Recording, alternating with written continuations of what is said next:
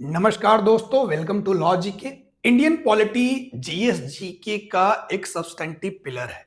बिना Indian polity की preparation के, बिना इसको कवर किए हुए आप ना ही बीपीएससी का कोई एग्जाम दे सकते हैं, ना ही यूपीपीसीएस का कोई एग्जाम दे सकते हैं, या कोई भी कॉम्पिटिटिव एग्जाम अधूरा है, उसकी प्रिपरेशन नहीं हुई अगर आपने इंडियन पॉलिटी को सही से कवर नहीं किया।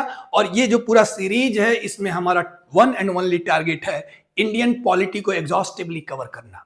इसके लिए हमने घटना चक्र और लक्ष्मीकांत, ये जो दो वेल नोन बुक्स हैं, उसके बेसिस पे हमने ये पूरी रिसोर्स तैयार की है। और ये सेशन उसी के इर्द गिर्द घूमेगा, क्योंकि जो हमारे यूपीपीसीएस हो या बिहार जुडिशियरी या बिहार एपीओ या बीपीएससी का कोई भी एग्जाम हो, उसका भी सोर्स कहीं ना कहीं घटना चक्र और लक्ष्मीकांत के आस इर्द गिर्द ही घूमता है।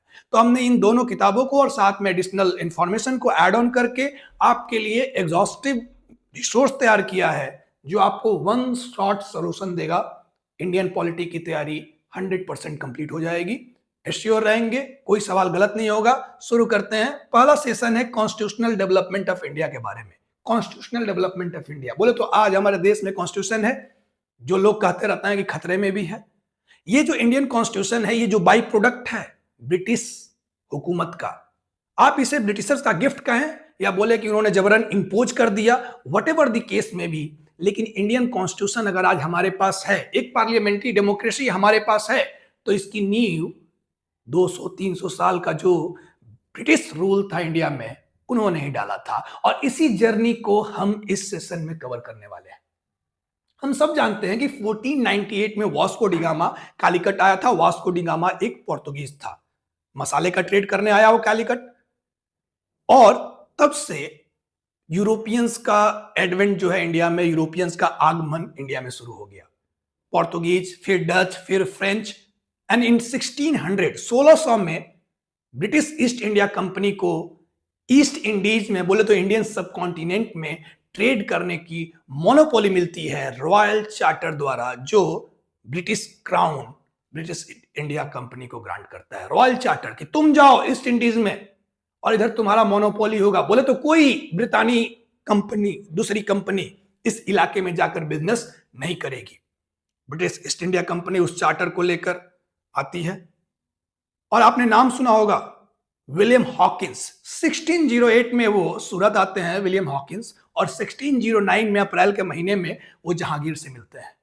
जहांगीर को अपनी टर्किश बोली से, टर्किश लैंग्वेज से इंप्रेस करते हैं, क्योंकि हॉकिंस जो थे वो टर्किश बेटर बोलते थे। और आपको पता है मुगल कोर्ट का जो ऑफिशियल लैंग्वेज था वो टर्किश था। जहांगीर उन्हें बदले में कुछ फरमान, कुछ ऑर्डर, कुछ इजाजत देते भी हैं, लेकिन पूरी बात नहीं बन पाती। 1611 में हालांकि जो कंपनी है ईस्ट इंडिया कंपनी, वो अपनी एक टेम्पररी इंडस्ट्री भी एस्टैब्लिश करती है मासुलीपट्टनम में, जो अभी आंध्र प्रदेश में है। लेकिन 1612 में एक बैटल होता है पोर्तुगीज और ब्रिटिशर्स के बीच, और उस बैटल में सूरत के आसपास से बैटल है, बैटल ऑफ स्वाले बोलते हैं इसको। इस बैटल में ब्रिटिशर्स जो है वो विक्टोरियस होते हैं, और उसके बाद इंडियन सब कॉन्टिनेंट में उनका दबदबा धीरे धीरे बढ़ने लगता है। 1615 में थॉमस रॉ नामक एक व्यक्ति, जो बोले तो एम्बेसडर है, एमिसरी है, जिसको जेम्स द फर्स्ट, जो कि वहां के राजा हैं तभी के टाइम में, उन्होंने अपना एक लेटर देकर थॉमस रॉ को जहांगीर के कोर्ट में भेजा कि जाओ कुछ बढ़िया परमिशन लो ताकि हम लोग और भी फैक्ट्रीज इंडिया में लगा सके। और वहां से थॉमस रॉ 1615 में आते हैं और जहांगीर से फरमान मिलता है फैक्ट्रीज लगाने का, इंडिया में ट्रेड करने का। उससे पहले 1613 में सूरत में ऑलरेडी ब्रिटिशर्स ने एक फैक्ट्री लगा रखी है। और यहां से धीरे धीरे ब्रिटिश ऑक्यूपेशन जो है इंडिया में बढ़ने लगता है। पहले तो ये कंपनी सिर्फ एक कंपनी थी, बोले तो एक कमर्शियल एंटिटी थी जिसका काम धंधा करना था, बिजनेस वाज द गोल। लेकिन धीरे धीरे ये कंपनी पॉलिटिकल पावर भी एक्वायर करने लगती है। डिवाइड एंड रूल की जो पॉलिसी है इंडिया में, तभी जो छोटे छोटे रजवाड़े बने हुए हैं, छोटे छोटे स्टेट्स बने हुए हैं, जो आपस में लड़ते झगड़ते रहते हैं, उसका उपयोग करते हैं ये यूरोपियंस। किसी एक साइड को मदद देते हैं, दूसरे साइड से लड़ाते हैं, दूसरे साइड को मदद देते हैं, तीसरे साइड से लड़ाते हैं, और ऐसे धीरे धीरे पूरे इंडिया में उन्होंने अपना पॉलिटिकल ग्रिप जो है वो मजबूत कर लिया। एंड फाइनली ये पॉलिटिकल ग्रिप 1757 में 1757 में कौन सी लड़ाई हुई? Battle of Plassey. सिराजुद्दौला जो बंगाल के नवाब थे, उनके साथ ब्रिटिशर्स की एक लड़ाई होती है। रॉबर्ट क्लाइव का नाम सुना होगा आपने। और बैटल ऑफ प्लासी के बाद कंपनी का जो सिर्फ कमर्शियल रोल था, पहली बार एक कमर्शियल रोल पॉलिटिकल रोल में भी तब्दील हो जाता है, और ब्रिटिशर्स की ये जो कंपनी थी, ब्रिटिश ईस्ट इंडिया कंपनी, इस कंपनी को पॉलिटिकल रोल के रूप में बंगाल मिलता है। लेकिन ये तो इनिशिएशन था पॉलिटिकल पावर का। बोले तो battle of Plassey was the initial point from where the East India Company started its political acquisition of India. लेकिन ये फॉर्मली शुरू कब हुआ? 1764, 1764 में। आपको पता है कि 1764 में बैटल ऑफ बक्सर होता है, जहां अवध के नवाब, बंगाल के नवाब और साथ में बंगाल के नवाब और साथ में मुगल एम्पायर जो हैं, ये तीनों साथ में रहते हैं, मुगल, अवध और बंगाल। और उनसे लड़ाई होती है ब्रिटिशर्स की बक्सर में। जो कंपनी है वो जीत जाती है, और उसके बाद 1765 में कंपनी 1765, याद रखिएगा, dyarchy, dual form of government introduce करती है, डायरकी लाती है। वहां से कंपनी धीरे धीरे पावरफुल होती गई, और जो कंपनी के सर्वेंट्स हैं, वो कंपनी के सर्वेंट्स का दबदबा आपको कोर्ट में धीरे धीरे दिखने लगेगा। और फिर 1773 में रेगुलेटिंग एक्ट आएगा, जहां से ब्रिटेन का पार्लियामेंट कंपनी को रेगुलेट करने की कोशिश करेगी, क्योंकि अब तक तो कंपनी बिल्कुल इंडिपेंडेंट प्राइवेट कंपनी थी, एंजॉय कर रही थी। लेकिन 1773 में ये माजरा बदलने लगा। पार्लियामेंट ने कंपनी के अफेयर्स को कंट्रोल करने की कोशिश शुरू कर दी, और वहां से कॉन्स्टिट्यूशनल डेवलपमेंट का जो प्रोसेस है वो शुरू हुआ। 1935 जो गवर्नमेंट ऑफ इंडिया एक्ट है 1935, वहां आकर ये अपने पीक पे था, और वो उसी 1935 के गवर्नमेंट ऑफ इंडिया एक्ट पे हमारा कॉन्स्टिट्यूशन का फॉर्मेशन हुआ। इसलिए हम गवर्नमेंट ऑफ इंडिया एक्ट 1935 को skeleton of the Indian constitution भी कहते हैं। तो ये जो पूरा जर्नी है, this is going to be the target in this class. जो भी फैक्ट्स हैं उसको हम एक बार देखेंगे, जो एग्जाम में प्री में सवाल पूछेगा। जो कॉन्सेप्ट है उसको हम समझेंगे, ताकि एक बेटर अंडरस्टैंडिंग बने, ताकि फैक्ट्स को याद करने में भी आसानी हो, और साथ ही मेंस के लिए भी हमारी तैयारी हो। तो आगे बढ़ते हैं। ये आप देखेंगे तो पिक्टोरियल एक ग्राफ है, जहां कब क्या हुआ वो चीजें बताई जा रही हैं। 1600 में रॉयल चार्टर मिलता है, एलिजाबेथ तभी क्वीन थी। यहां आप देखें तो फिर 1773 में रेगुलेटिंग एक्ट आ जाता है, फिर 1833 में चार्टर आएगा, फिर 1858 में गवर्नमेंट ऑफ इंडिया एक्ट, फिर इधर देखें तो Montagu Chelmsford reform, Morley Minto reform दिखेगा, 1853 का चार्टर दिखेगा। तो प्रोसेस कुछ इस तरीके से बढ़ता है। अगर आप इस पिक्टोरियल टाइमलाइन को भी देखेंगे तो वन शॉर्ट रिवीजन के लिए ये बढ़िया है। एक बार में आप स्क्रीन पे देखकर चंद बातों को मेमोराइज कर लें, ताकि हम आगे जब बढ़ें तो माइनर डिटेल्स को याद करने में मदद मिले। तो मैं आपको एक बार गाइड कर देता हूं। फिर से 1600 में रॉयल चार्टर, जहां फैक्ट्रीज लगा सकते हैं, अकेले मोनोपोली है। फिर दीवानी इन बंगाल, बोले तो जो राइट्स हैं वो डिवाइड हो गई, डायरकी आ गया। फिर रेगुलेटिंग एक्ट आया, जहां पे गवर्नर जनरल बंगाल को सुप्रीम बना दिया गया, सुप्रीम कोर्ट का फॉर्मेशन हुआ। 84 में पिट्स इंडिया एक्ट आया, जहां गवर्नमेंट की जो कंपनी थी उसकी जो पूरी एडमिनिस्ट्रेशन सिस्टम था उसको दो भाग में डिवाइड कर दिया गया, board of control and court of directors. We will see in detail. 1813 का चार्टर जो था उसने ईस्ट इंडिया कंपनी की जो ट्रेड मोनोपोली थी उसको खत्म कर दिया, बजाय चाय और चाइना के। क्रिश्चियन मिशनरीज को अलाउ किया कि जाइए इस देश में जाकर लोगों को इनलाइटन कीजिए, धर्म का प्रचार कीजिए। 1833 का जो चार्टर एक्ट था वो गवर्नर जनरल ऑफ इंडिया का पोस्ट पहली बार क्रिएट किया, और जो दूसरे प्रेसिडेंसीज थे, बोले तो मद्रास एंड बॉम्बे, उनको इंफीरियर बना दिया। 1853 का चार्टर बहुत हद तक ब्रिटिश ईस्ट इंडिया कंपनी के पावर को खत्म कर दिया, और इसने सिविल सर्विसेज को भी इंट्रोड्यूस किया, लेजिस्लेटिव काउंसिल को भी इंट्रोड्यूस किया। फिर 1857 में रिवोल्ट देखने को मिला, जिसका रिपरकशन हुआ government of India act, good governance act भी बोलते हैं इसको। 1858 में ये एक्ट आया, जिसके तहत गवर्नर जनरल के पोस्ट को हटाकर वायसराय और डायरेक्ट क्वीन का शासन हो गया, बहुत सिस्टम बदल गया इधर। 1861 में इंडियन काउंसिल एक्ट आया, पहली बार इंडियंस को लेजिस्लेचर में रिप्रेजेंटेशन मिला।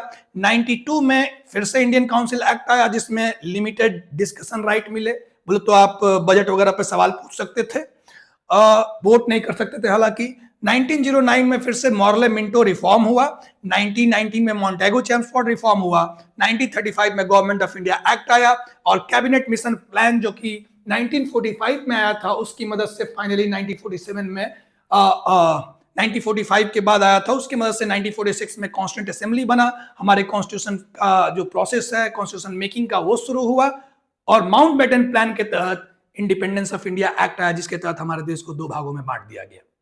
तो ये जर्नी हम लोग इस पूरे सेशन में कवर करेंगे। Let's begin in detail. तो देखिए, कॉन्स्टिट्यूशन बनने से पहले की बात जो हम कर रहे थे अभी कि कॉन्स्टिट्यूशन बनने से पहले की बात क्या है, अब ध्यान से देखेंगे थोड़ा क्योंकि ये सब अब जरूरी है। इंट्रोडक्शन मैंने दे दिया ताकि एक ओवरव्यू बन जाए, अब स्पेसिफिक्स देखेंगे, डिटेल देखेंगे, जो एग्जामिनेशन पॉइंट ऑफ व्यू से ही सिर्फ जरूरी है, देयर इज नो फन। देखते हैं उससे पहले सिस्टम क्या था। तो उससे पहले सिस्टम यहां दिया जा रहा है कि ड्यूअल गवर्नमेंट का सिस्टम था। डायरकी जिसे हमने बोला बैटल ऑफ बक्सर के बाद इंट्रोड्यूस किया गया था, रॉबर्ट क्लाइव ने इंट्रोड्यूस किया था। डायरकी में क्या था, दीवानी और निजामत। पूरे एडमिनिस्ट्रेशन को 2 तरीके से बांट दिया गया। दीवानी का मतलब था टैक्स कलेक्शन, टैक्स कलेक्शन का काम अंग्रेजों ने खुद ले लिया, और निजामत बोले तो रूल, गवर्नेंस का काम राजा को दे दिया। तो राजा जो उसके अधीन था, बैटल ऑफ बक्सर में सब लोग हार गए, उसके अधीन हो गए। उसने बोला टैक्स मैं कलेक्ट करूंगा, कंपनी कलेक्ट करेगी, काम तुम करोगे, तुम ही तो राजा हो, काम करो चलो। तो निजामत जो था वो काम करने वाली बात थी, दीवानी टैक्स कलेक्शन कंपनी के पास, और गवर्नेंस का रिस्पॉन्सिबिलिटी, पावर क्या बोला जाए, रिस्पॉन्सिबिलिटीज ही होंगी, वो दे दिया गया राजा को। तभी के समय में कंपनी के पास 3 प्रेसिडेंसीज थी, Bengal, Madras and Bombay. Fort William Bengal और सेंट जॉर्ज मद्रास में, और बॉम्बे, ये 3 जो है वो प्रेसिडेंसीज हुआ करती थी। कोर्ट तभी के समय में गवर्नर हुआ करता था हर एक प्रेसिडेंसीज में, बोले तो बंगाल का अपना गवर्नर, मद्रास का अपना गवर्नर और बॉम्बे का अपना गवर्नर हुआ करता था। उसके साथ साथ काउंसिल था, बोले तो कुछ लोग थे जो उसको सजेस्ट करेंगे, उसके फैसले लेने में सजेशन देते थे, एक टीम थी उसकी। उसका कोई रेस्पॉन्सिबिलिटी नहीं था किसी के तरफ, बोले तो सिर्फ वो कोर्ट ऑफ डायरेक्टर्स को एड्रेस करते थे, रिपोर्ट करते थे। कोर्ट ऑफ डायरेक्टर्स कौन थे, वो कंपनी के डायरेक्टर्स थे जिन्होंने कंपनी में पैसा लगाया था, वो लोग कोर्ट ऑफ डायरेक्टर्स बोले जाते थे उनके टीम को, जो आज बोर्ड ऑफ डायरेक्टर्स जिसको हम बोलते हैं किसी कंपनी में होता है। Similarly court of directors London में बैठे हैं और यहाँ के जो ऑफिशियल्स हैं उनको सिर्फ उस प्राइवेट बोर्ड को ही रिपोर्ट करना है। इसमें ब्रिटिश का पार्लियामेंट या क्राउन, इसका कोई रोल नहीं है। तो बिल्कुल कंपनी प्राइवेट थी और अपनी फुल अथॉरिटी के साथ काम करती थी।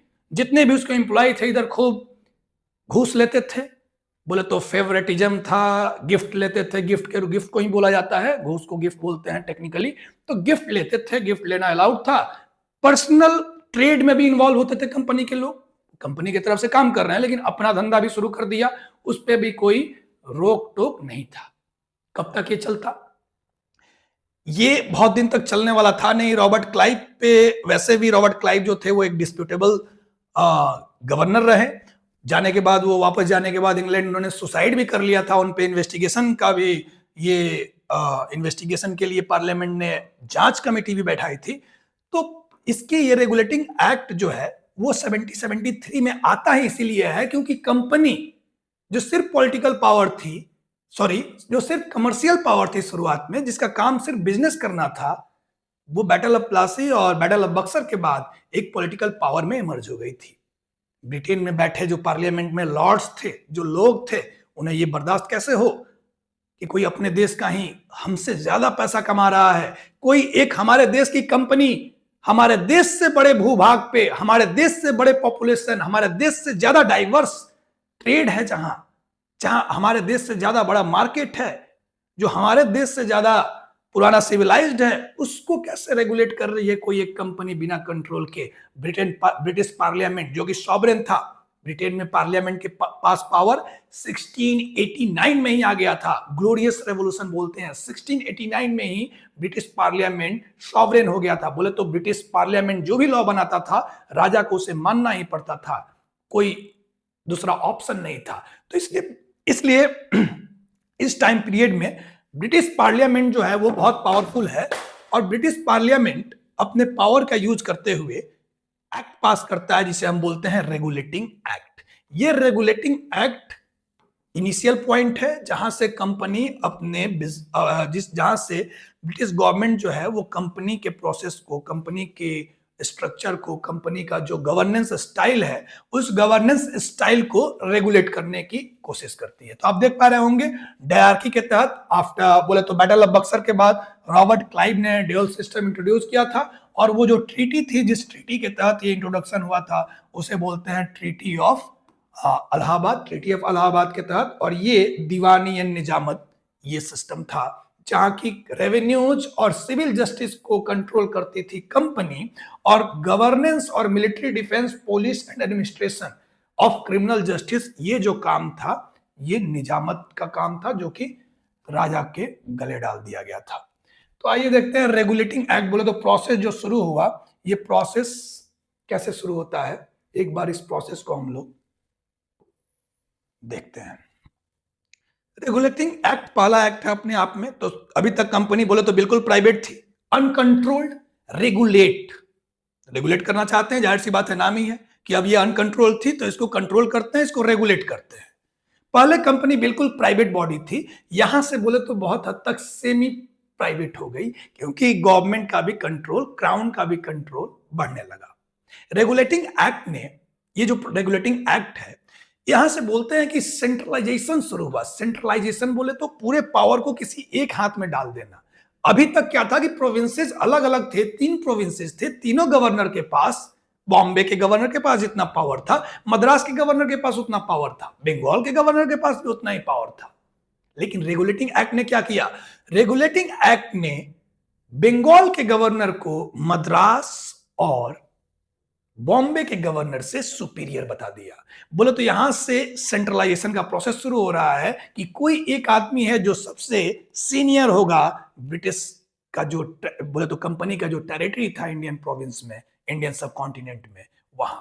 तो बोले तो फर्स्ट स्टेप टू सेंट्रलाइजेशन ये रेगुलेटिंग एक्ट को बोलते हैं।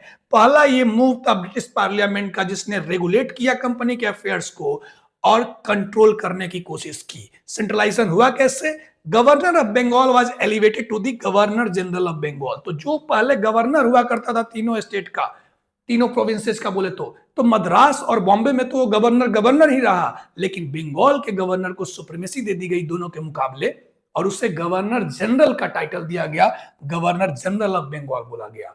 बॉम्बे और मद्रास के जो थे वो सबऑर्डिनेट बन गए। और पहला गवर्नर जनरल इंडिया का कौन था, ये क्वेश्चन पूछा जाएगा। पहला गवर्नर जनरल इंडिया का, यहीं से शुरू हो रहा है क्वेश्चन, गवर्नर जनरल और वायसराय वाले क्वेश्चंस भी, जो कि ऑब्जेक्टिव क्वेश्चंस हैं, एमसीक्यू। लॉर्ड वारेन हेस्टिंग, ये आपको फोटो में दिख रहे हैं, लॉर्ड वारेन हेस्टिंग, ये इंडिया के पहले गवर्नर जनरल बने।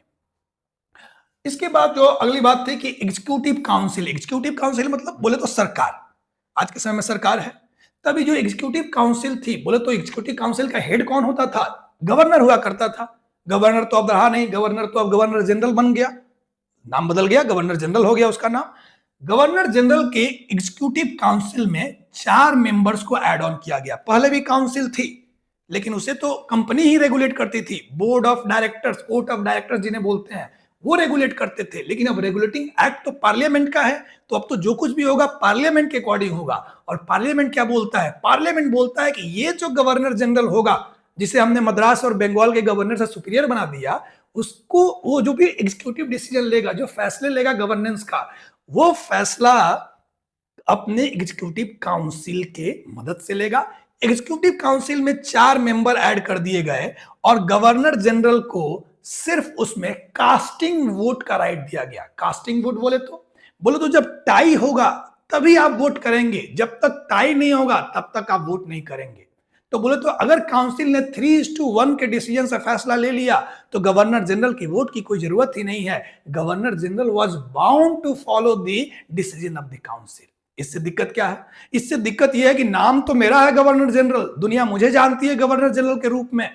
मैं तो बंगाल का अगर गवर्नर जनरल हूं तो मद्रास और बॉम्बे के गवर्नर से भी मेरा पोजीशन ऊपर है कहने को, क्योंकि डिसीजन कौन ले रहा है? मेरी काउंसिल, और काउंसिल में 4 लोग हैं जिसमें मैं वोट तभी कर सकता हूं जब टाई हो। बोले तो 2:2 का जब सिचुएशन होगा तभी मेरी कोई वैल्यू है। अगर 3 लोग एक साथ हैं तो मैं गवर्नर जनरल होके भी अपने मन का कुछ नहीं कर सकता। ये सिचुएशन एराइज हुआ, जो कि अपने आप में जाहिर सी बात है एक डिफेक्ट सा लगता है कि ऐसे में तो गवर्नर जनरल मुंह देखता ही रह जाएगा। और वॉरेन हेस्टिंग के साथ ये कहानी खूब हुआ। वो अक्सर अपने काउंसिल से हारते रहे डिसीजन मेकिंग के प्रोसेस में और उन्हें परेशानी भी हुई। लेकिन ये सिस्टम हुआ, याद रखेंगे हम लोग, 4 मेंबर्स थे, 4 मेंबर एग्जीक्यूटिव काउंसिल में ऐड ऑन किए गए। यही कहीं आज के समय में सरकार है, कैबिनेट है, मोदी की सरकार है, काउंसिल वहां भी होती है, काउंसिल ऑफ मिनिस्टर्स होते हैं। मैक्सिमम 15% जो सीट्स हैं उसके इंक्लूड किए जा सकते हैं। यही काउंसिल की शुरुआत यहां से हो रही है, 4 मेंबर एग्जीक्यूटिव काउंसिल की। लेकिन ये ध्यान रखना है कि यहां सिर्फ कास्टिंग वोट है। आगे बढ़िए तो देखिए कि जुडिशियल एस्टेब्लिशमेंट भी इसी साल होता है। सुप्रीम कोर्ट एट कलकत्ता बनता है, फोर्ट विलियम में सुप्रीम कोर्ट का फॉर्मेशन होता है। पहला सुप्रीम कोर्ट है, फॉर्मली सेटअप हुआ 1774 में। तो अगर सुप्रीम कोर्ट का एस्टैब्लिश हुआ एट फोर्ट विलियम, पूछा जाए सुप्रीम कोर्ट ऑफ इंडिया नहीं, supreme court at fort William कब एस्टैब्लिश हुआ? तो 1774 में एस्टैब्लिश हुआ। ये कौन से एक्ट के तहत हुआ? रेगुलेटिंग एक्ट 1773 के तहत। और एक सवाल कि उसमें कितने जजेस थे तभी? तो तभी टोटल सुप्रीम कोर्ट जो एस्टैब्लिश हुआ उसमें 4 जज थे, जिसमें एक चीफ जस्टिस थे जिनका नाम है सर एलिजा इम्पे। ये आप फोटो देख रहे हैं सर एलिजा इम्पे का, ये चीफ जस्टिस थे। और साथ में justice Robert Chambers, justice Stephen Caesar and justice John Hyde, ये 3 इनके कंपेनियन जजेस थे। तो सुप्रीम कोर्ट का फॉर्मेशन रेगुलेटिंग एक्ट का बाय प्रोडक्ट। साथ देखिए तो प्रोहिबिशन ऑफ करप्शन, जैसे मैंने बताया रॉबर्ट क्लाइव के ऊपर जांच भी बैठी थी ब्रिटेन के पार्लियामेंट में। इन्होंने इतना करप्शन किया था इंडिया में, इतना एक्विजिशन भी किया था, सबको हराते थे, राजाओं को हराया, बहुत एक्वायर भी किया पोजीशन। साथ में प्राइवेट ब्राइब भी लेते थे, गिफ्ट बोलेंगे टेक्निकली, प्राइवेट गिफ्ट भी लेते थे, ये घूसखोर थे। और इसके कारण ये सुसाइड भी किया, मैंने बताया आपको। तो रॉबर्ट क्लाइव ने जो यहां तहलका मचा के गए थे यहां से, उसको ठीक करने के लिए, उसको रेगुलेट करने के लिए जो भी कंपनी के ऑफिशियल्स थे उनको पर्सनल ट्रेड में इन्वॉल्व करने से मना कर दिया गया कि आप पर्सनल ट्रेड नहीं करेंगे, अपना धंधा नहीं चलेगा, सिर्फ कंपनी का धंधा। और साथ ही उनको किसी भी तरीके का गिफ्ट वगैरह लेने से, नेटिव जो लोग थे यहाँ के इंडियंस, उनसे किसी भी तरीके का गिफ्ट लेने से मना कर दिया गया, उन्हें प्रोहिबिट कर दिया गया। तो रेगुलेटिंग एक्ट का ये बुलेट पॉइंट्स में देखें तो रेगुलेटिंग एक्ट का ये इंट्रोडक्शन था। ये सारी स्कीम्स बोले जो, तो ये सारे जो सिस्टम है ये रेगुलेटिंग एक्ट के तहत हमारे कॉन्स्टिट्यूशनल सेटअप में इंट्रोड्यूस किए गए। और इसका सिग्निफिकेंस है, सबसे बड़ा ये अपने आप में एक्ट हुआ क्योंकि ये फर्स्ट टाइम है, फर्स्ट टाइम कंपनी जो है ऐसे चल रही थी फ्री स्टाइल में, और अब उसे कंट्रोल करने की कोशिश की जा रही है। तो सिग्निफिकेंस क्या है कि ये फाउंडेशन रखता है सेंट्रल एडमिनिस्ट्रेशन का इंडिया में, वही बात जो हमने ऑलरेडी कर रखी है। ड्यूअल स्टेटस रिकॉग्निशन, बोले तो इसने कंपनी के ड्यूअल नेचर को पहली बार रिकॉग्नाइज किया। कंपनी आई थी कमर्शियल बन के, रॉयल चार्टर भी जब इश्यू हुआ था तो कमर्शियल के नाते ही हुआ था कि जाओ मोनोपोली है, बिजनेस करो, बिजनेस करो। लेकिन कंपनी क्या करने लगी? कंपनी तो टैक्स कलेक्ट करने लगी, कंपनी तो देश चलाने लगी, जितने बड़े देश से वो आई थी उससे बड़ा देश चलाने लगी। ऐसे में ब्रिटिश पार्लियामेंट ने कंपनी के ड्यूअल नेचर को रिकॉग्नाइज किया, पॉलिटिकल एंड एडमिनिस्ट्रेटिव रोल्स को अलग अलग किया कि ये पॉलिटिकल और एडमिनिस्ट्रेटिव रोल जो है सरकार चलाने की बात है, ये एक अलग काम है आपका, और जो कमर्शियल एक्टिविटीज है, जो बिजनेस की बात है, ये अलग एक आपका काम है। दोनों को सेपरेट किया, ड्यूअल नेचर किया, और उसके साथ पार्लियामेंट्री कंट्रोल की शुरुआत हो गई ईस्ट इंडिया कंपनी पे इंडिया में। यहां जो देखिए तो वोटिंग मैकेनिज्म जो हमने बताया था कि 4 मेंबर काउंसिल था, उससे दिक्कत क्या है कि कास्टिंग वोट है आपके पास, सिर्फ जो गवर्नर जनरल है उनके पास सिर्फ कास्टिंग वोट, इनइफेक्टिव है। आप कभी काम नहीं कर पाएंगे। तो ये एक समस्या थी। साथ ही जो सुप्रीम कोर्ट का एस्टेब्लिशमेंट हुआ, सुप्रीम कोर्ट के भी जुरिस्डिक्शन को लेकर सवाल उठ गया कि क्या सुप्रीम कोर्ट कंपनीज के अफेयर्स से जुड़े हुए मसले को सुनवाई कर सकती है, क्या उसका जुरिस्डिक्शन कंपनीज के ऑफिशियल्स पे है। तो ये भी अपने आप में कंफ्लिक्ट प्रोड्यूस किया कि वायसराय का पावर कितना है, सुप्रीम कोर्ट का कितना पावर है। बोले तो एग्जीक्यूटिव वर्सेस जुडिशरी की लड़ाई कह सकते हैं दूसरे शब्दों में। तो रेगुलेटिंग एक्ट ने दो तरीके का समस्या पैदा किया। एक तो ये कि गवर्नर जनरल को कास्टिंग वोट देकर उन्हें इररिलेवेंट बना दिया, डिप्रेसिंग सिचुएशन क्रिएट कर दिया उनके लिए। और दूसरा कि सुप्रीम कोर्ट के जुरिस्डिक्शन को क्लियरली डिफाइन नहीं किया, जिसके कारण कंपनी की जो ऑफिशियल्स थे उनके साथ उनका इंटरेस्ट कॉन्फ्लिक्ट होता रहा।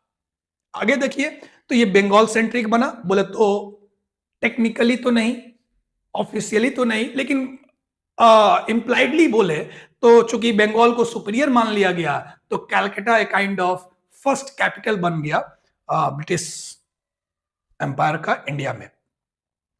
साथ ही जो बोर्ड ऑफ डायरेक्टर्स थे, जो बोर्ड ऑफ बोले तो कोर्ट ऑफ डायरेक्टर्स जिन्हें हम कहते हैं, यहाँ पे कोर्ट ऑफ डायरेक्टर्स मतलब कंपनी के डायरेक्टर्स। अभी तक क्या था कि वायसराय जो था उससे गवर्नर जो हुआ करता था उसे रिपोर्ट करना होता था कोर्ट ऑफ डायरेक्टर्स को।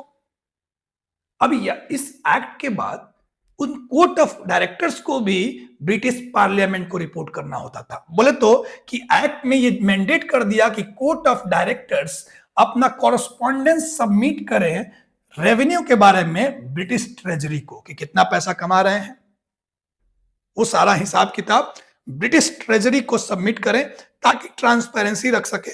और जो भी मिलिट्री अफेयर्स हैं, सिविल अफेयर्स हैं, इनसे भी जुड़े जो भी खर्चे हैं उसको भी ब्रिटिश ट्रेजरी के सामने रखने के लिए मैंडेट कर दिया गया। तो आप देख रहे हैं कि रेगुलेटिंग एक्ट ने कैसे कंट्रोल किया है। बोले तो वो कोर्ट ऑफ डायरेक्टर्स को उनके द्वारा उनके रेवेन्यू सिस्टम को भी ब्रिटिश ट्रेजरी के सामने रखना है। गवर्नर जनरल जो यहाँ रेगुलेट कर रहा है उसके यहाँ भी काउंसिल वगैरह लगा दिया। कंपनी जो अभी तक एंजॉय कर रही थी मोनोपोली बिना रोक टोक के, उस पर भी लगाम लगा दिया। कंपनी के ऑफिशियल्स जो कि ब्राइब लेते थे, पर्सनल ट्रेड करते थे, उस पर भी लगाम लगा दिया। इसीलिए रेगुलेटिंग एक्ट सबसे इंपॉर्टेंट, सबसे सिग्निफिकेंट है इस पूरे कॉन्स्टिट्यूशनल डेवलपमेंट के जर्नी में। तो आई होप कि आपको ये बात समझ में आई होगी। और अब हम बढ़ते हैं आगे।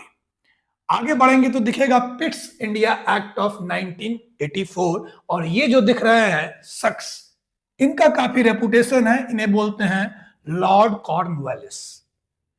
विलियम वॉरेन हेस्टिंग जो थे वो परेशान होकर चले गए क्योंकि वो समस्या थी कि उनका सिर्फ कास्टिंग वोट था। लॉर्ड कॉर्नवालिस को आना था, लेकिन उन्होंने कुछ कंडीशन रखा। ब्रिटिश पार्लियामेंट ने स्पेशली लॉर्ड कॉर्नवालिस को चुना कि आप एक बेहतर इंसान हैं, आप जाइए वहां कुछ कीजिए। कॉर्नवालिस ने कंडीशन रखा कि ऐसे नहीं जाऊंगा, मेरी कुछ कंडीशंस है। और जो भी कॉर्नवालिस की कंडीशंस थी उसको पिट्स इंडिया एक्ट में इंक्लूड कर लिया गया। और ये पिट्स इंडिया एक्ट बोले तो कॉर्नवालिस का अपना एक एम्बिशन है, अपना एक कंडीशन था, जिसको मानने के बाद ही वो इंडिया के गवर्नर जनरल बनने को तैयार हुए, जिसमें कि एस्टेब्लिशमेंट ऑफ डबल गवर्नमेंट दिख रहा है, कोर्ट ऑफ डायरेक्टर्स और board of control. Court of directors तो ऑलरेडी लंदन में हुआ करता था, उसको वैसे रहने दिया गया। और दूसरा एक बॉडी बनाया गया रेगुलेट करने के लिए कंपनी के अफेयर्स को, जिसे बोलते हैं बोर्ड ऑफ कंट्रोल। तो यहां से डबल गवर्नमेंट का सिस्टम शुरू हुआ। बोर्ड ऑफ कंट्रोल क्या था? एक नया बॉडी था जो ब्रिटिश क्राउन को रिप्रेजेंट करता था। ये तो कंपनी के प्राइवेट लोग हो गए जिन्होंने इन्वेस्टमेंट किया है, वो लोग हैं, लेकिन ब्रिटिश क्राउन उसने पॉलिटिकल अफेयर्स को सुपरवाइज करने के लिए, क्योंकि रेगुलेटिंग एक्ट के तहत ऑलरेडी पॉलिटिकल एडमिनिस्ट्रेटिव रोल जो है और कमर्शियल रोल, इन दोनों को अलग कर दिया गया था। अब यहां क्या किया जा रहा है? यहां एक बॉडी भी बना दी जा रही है जो क्राउन डिसाइड करेगा। वो बॉडी क्या करेगी? वो बॉडी पॉलिटिकल अफेयर्स को सुपरवाइज करेगी। तो ये एक बोर्ड ऑफ कंट्रोल, आप याद रखेंगे, डबल गवर्नमेंट का सिस्टम कब आया था? पिट्स इंडिया एक्ट में। लॉर्ड कॉर्नवालिस का भी नाम यहां से जुड़ा हुआ है। For the first time the company's position in India were officially term British positions in India. तो ये पिट्स इंडिया एक्ट है जिसके बाद से जो कंपनी का एसेट था इंडिया में, वो तो अभी तक ब्रिटिश ईस्ट इंडिया कंपनी का ही एसेट था और कंपनी प्राइवेट। रेगुलेटिंग एक्ट ने उसे बहुत हद तक कंट्रोल किया, लेकिन फिर भी ऑफिशियली उसका नाम कंपनी का ही प्रॉपर्टी बोला जाता था। यहां उस प्रॉपर्टी को ब्रिटिश पोसेशन बोला गया। ब्रिटिश पोजेशन बोलने के कारण सब कुछ बदल गया। बोले तो कंपनी के हाथ से जो टेरिटरी थी वो खिसक के पार्लियामेंट के पास चली गई, क्राउन के पास चली गई, सरकार के पास चली गई। यहां से देखिए तो काउंसिल मेंबर्स में रिडक्शन किया गया, क्योंकि 4 लोग थे तो कोई वैल्यू नहीं थी, तो यहां से 3 कर दिया गया। 4 को कम करके 3 किया गया ताकि गवर्नर जनरल के वोट का कोई रोल रहे। तो ये एक एज मिला लॉर्ड कॉर्नवालिस को। आगे देखें तो अभी तक रेगुलेटिंग एक्ट ने क्या किया था? रेगुलेटिंग एक्ट ने ब्राइब लेने से ऑफिशियल्स को प्रोहिबिट कर दिया था कि आप घूस नहीं ले सकते, और दूसरी काम कि पर्सनल ट्रेड में इन्वॉल्व होने से मना कर दिया था। पिट्स इंडिया एक्ट ने एक कदम आगे बढ़ते हुए जितने भी ऑफिशियल्स थे उनको बोला कि आप अपने प्रॉपर्टी को डिस्क्लोज करेंगे ताकि ट्रांसपेरेंसी बनी रहे। आपकी प्रॉपर्टी कितनी थी ये बताइए, तभी तो पता चलेगा कि इतनी बढ़ी तो कैसे बढ़ी। आज के समय में भी ये समस्या दिखती है। आप देखते हैं जो भी हमारे मेंबर्स होते हैं, एमएलए का चुनाव लड़ो या फिर एमपी का या फिर ग्राम पंचायत का, आपको अपना प्रॉपर्टी डिस्क्लोज करना होता है। सिमिलर प्रोसेस जो है वो यहाँ पिट्स इंडिया से पहली दफा बोले तो इंडियन सिस्टम में ये इंक्लूड किया जा रहा है। आगे देखिए तो prohibition of aggressive war. Cornwallis जो थे वो नहीं चाहते थे कि ये बहुत ज्यादा लड़ाई हो, एग्रेशन हो। ऑलरेडी बहुत सारे एग्रेशन कर रखे थे। एग्रेशन का ही नतीजा था कि ब्रिटिश ईस्ट इंडिया कंपनी एक पॉलिटिकल पावर बन के उभरी थी इंडिया में, बिजनेस करती रहती, तो ऐसा कभी मसला उभरता ही नहीं। यहां लॉर्ड कॉर्नवालिस ने एक कंडीशन रखा कि आगे कोई एग्रेसिव वॉर नहीं होगा। हालांकि ये शब्दों में ही ज्यादा दिखा। ब्रिटिशर्स का जो पॉलिसी था डिवाइड एंड रूल का, वो पॉलिसी कंटिन्यू रहा प्रैक्टिकली, लेकिन कहने को ये चीज अच्छा लगता है कि एग्रेसिव वॉर को कंट्रोल करने वाला कोई एक्ट था। वो कौन सा एक्ट था? तो पिट्स इंडिया एक्ट था। और जैसा कि आप देख रहे हैं लॉर्ड कॉर्नवालिस 86 में आते हैं, गवर्नर जनरल बनते हैं बंगाल का, और उसके बाद ये 93 तक यहां रहते हैं। तो ये पिट्स इंडिया एक्ट है, इसको भी ध्यान रखेंगे। सिग्निफिकेंट पीस ऑफ लेजिस्लेशन है, आप समझ रहे हैं क्यों सिग्निफिकेंस है। डिस्क्लोजर ऑफ प्रॉपर्टी याद रखने वाली बात, court of directors, board of directors ये याद रखने वाली बात, और जो नंबर घटाकर 4 से 3 कर दिया गया है काउंसिल का, जो एग्जीक्यूटिव काउंसिल था गवर्नर जनरल का, ये बातें हम याद रखेंगे। यही सवाल आएगा जो आपके प्री एग्जाम में आने ही वाला है, समझ लीजिए। आप एग्जाम देंगे तो क्वेश्चन तो आएगा ही। मूविंग अहेड, अब 1783 में तो आपको पिट्स इंडिया एक्ट दिखा, 1784 में सॉरी आपको पिट्स इंडिया एक्ट दिखा। 1784 से लेकर 1883 तक कुछ छोटे मोटे लेजिस्लेशन आए जिनसे बहुत ज्यादा कुछ इंपैक्ट हुआ नहीं, तो हम इसको ब्रीफली कवर करेंगे। आप कोई किताब भी देखेंगे, घटना चक्र भी देखेंगे तो ब्रीफली ही कवर किया गया है, क्योंकि ये ब्रीफ है ही, इसका सिग्निफिकेंस ही उतना है। एक्ट ऑफ सेटलमेंट है जिसमें 1781 का एक्ट ऑफ सेटलमेंट, जो पिट्स इंडिया एक्ट से पहले ही आता है। ये क्या करता है? ये कुछ खास नहीं करता, ये बस क्लियरली डिफाइन करता है गवर्नर जनरल और उसके काउंसिल को, और ऑफिशियल एक्शंस जो थे कंपनी सर्वेंट के, उनके सुप्रीम कोर्ट के ज्यूरिसडिक्शन से उनको बाहर कर देता है। तो रेगुलेटिंग एक्ट ने सुप्रीम कोर्ट का फॉर्मेशन किया था, लेकिन सुप्रीम कोर्ट के ज्यूरिसडिक्शन पे तभी डिस्प्यूट था, मैंने आपको बताया तभी। उस डिस्प्यूट को क्लियर कब किया गया?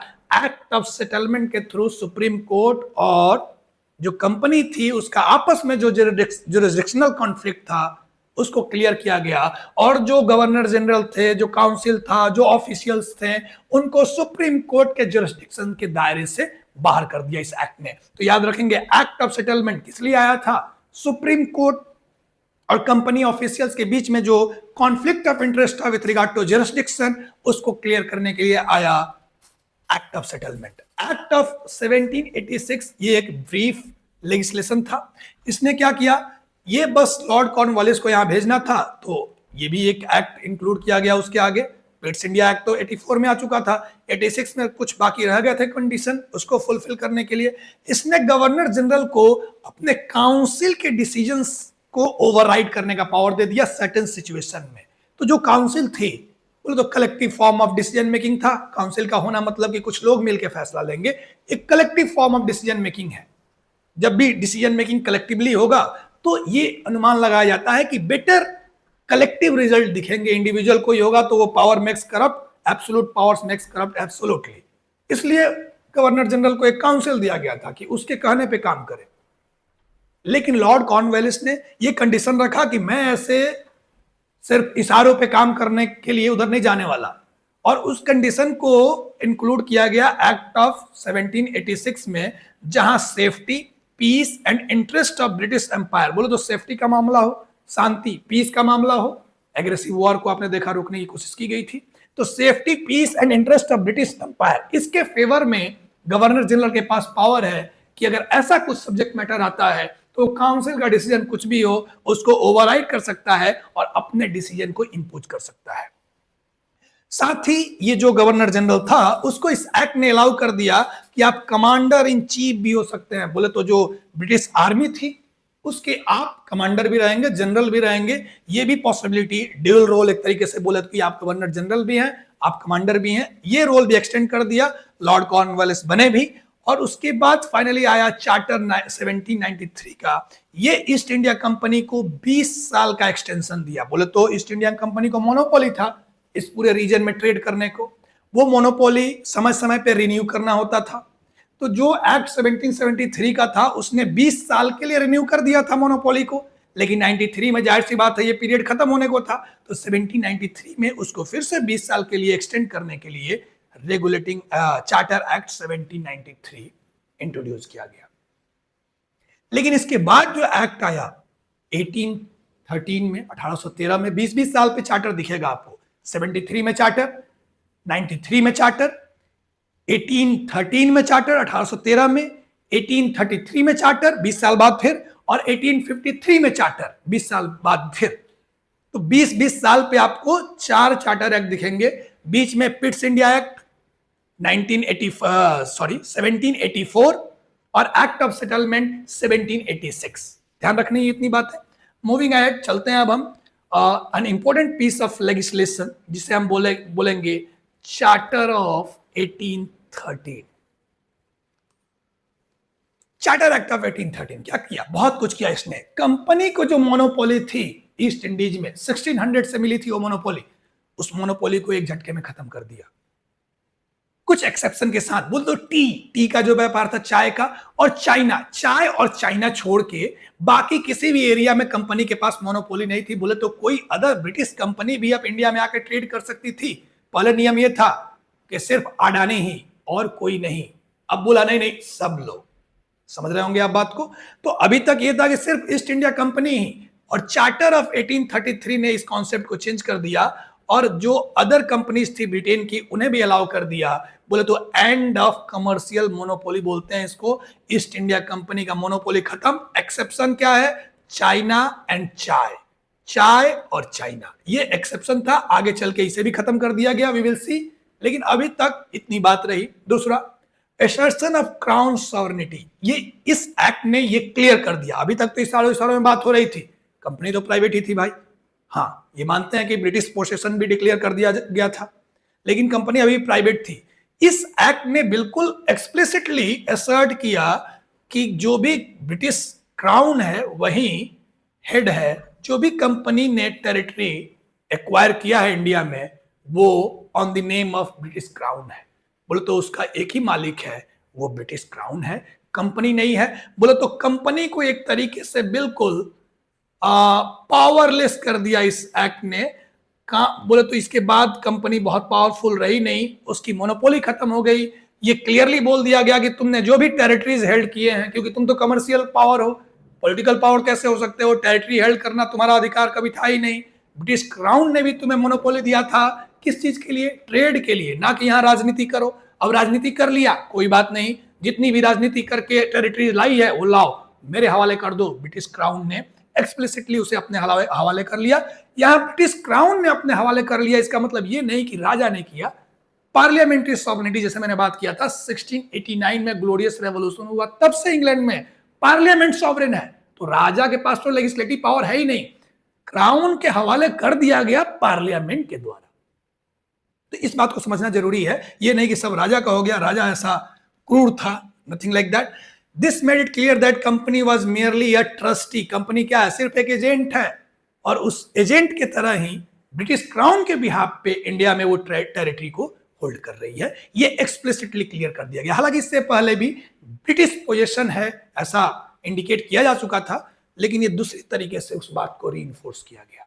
तो क्लियर हो गई कि अब ब्रिटिश ईस्ट इंडिया कंपनी जो है उसकी पावर खत्म, मोनोपोली भी गई, वो एजेंट बन गया सिर्फ, तो उसका कुछ पावर है नहीं। और कंट्रोल ओवर अपॉइंटमेंट्स, तो जो अपॉइंटमेंट्स थी, कंपनी के जो ऑफिशियल्स अपॉइंट्स किए जाते रहे थे, उसको भी धीरे धीरे अब पार्लियामेंट कंट्रोल कर रहा है। इसने क्या बोला कि कंपनी में जो गवर्नर जनरल का अपॉइंटमेंट होता है, बंगाल का गवर्नर जनरल होता था, मद्रास और बॉम्बे में गवर्नर होता था, कमांडर इन चीफ का जो अपॉइंटमेंट होता है वो बिना ब्रिटिश क्राउन के अप्रूवल के नहीं होगा। तो आप अपॉइंटमेंट कौन करेगी? कंपनी, कोर्ट ऑफ डायरेक्टर्स ही करे, उससे कोई दिक्कत नहीं है। लेकिन वीटो पावर काइंड ऑफ दे दिया कि आपको क्राउन का अप्रूवल, सरकार का अप्रूवल लेना पड़ेगा। तो ऑफिशियल्स के अपॉइंटमेंट में भी सरकार का हस्तक्षेप, ये तीसरा एडिशनल पॉइंट। लेकिन कुछ बातें हुई।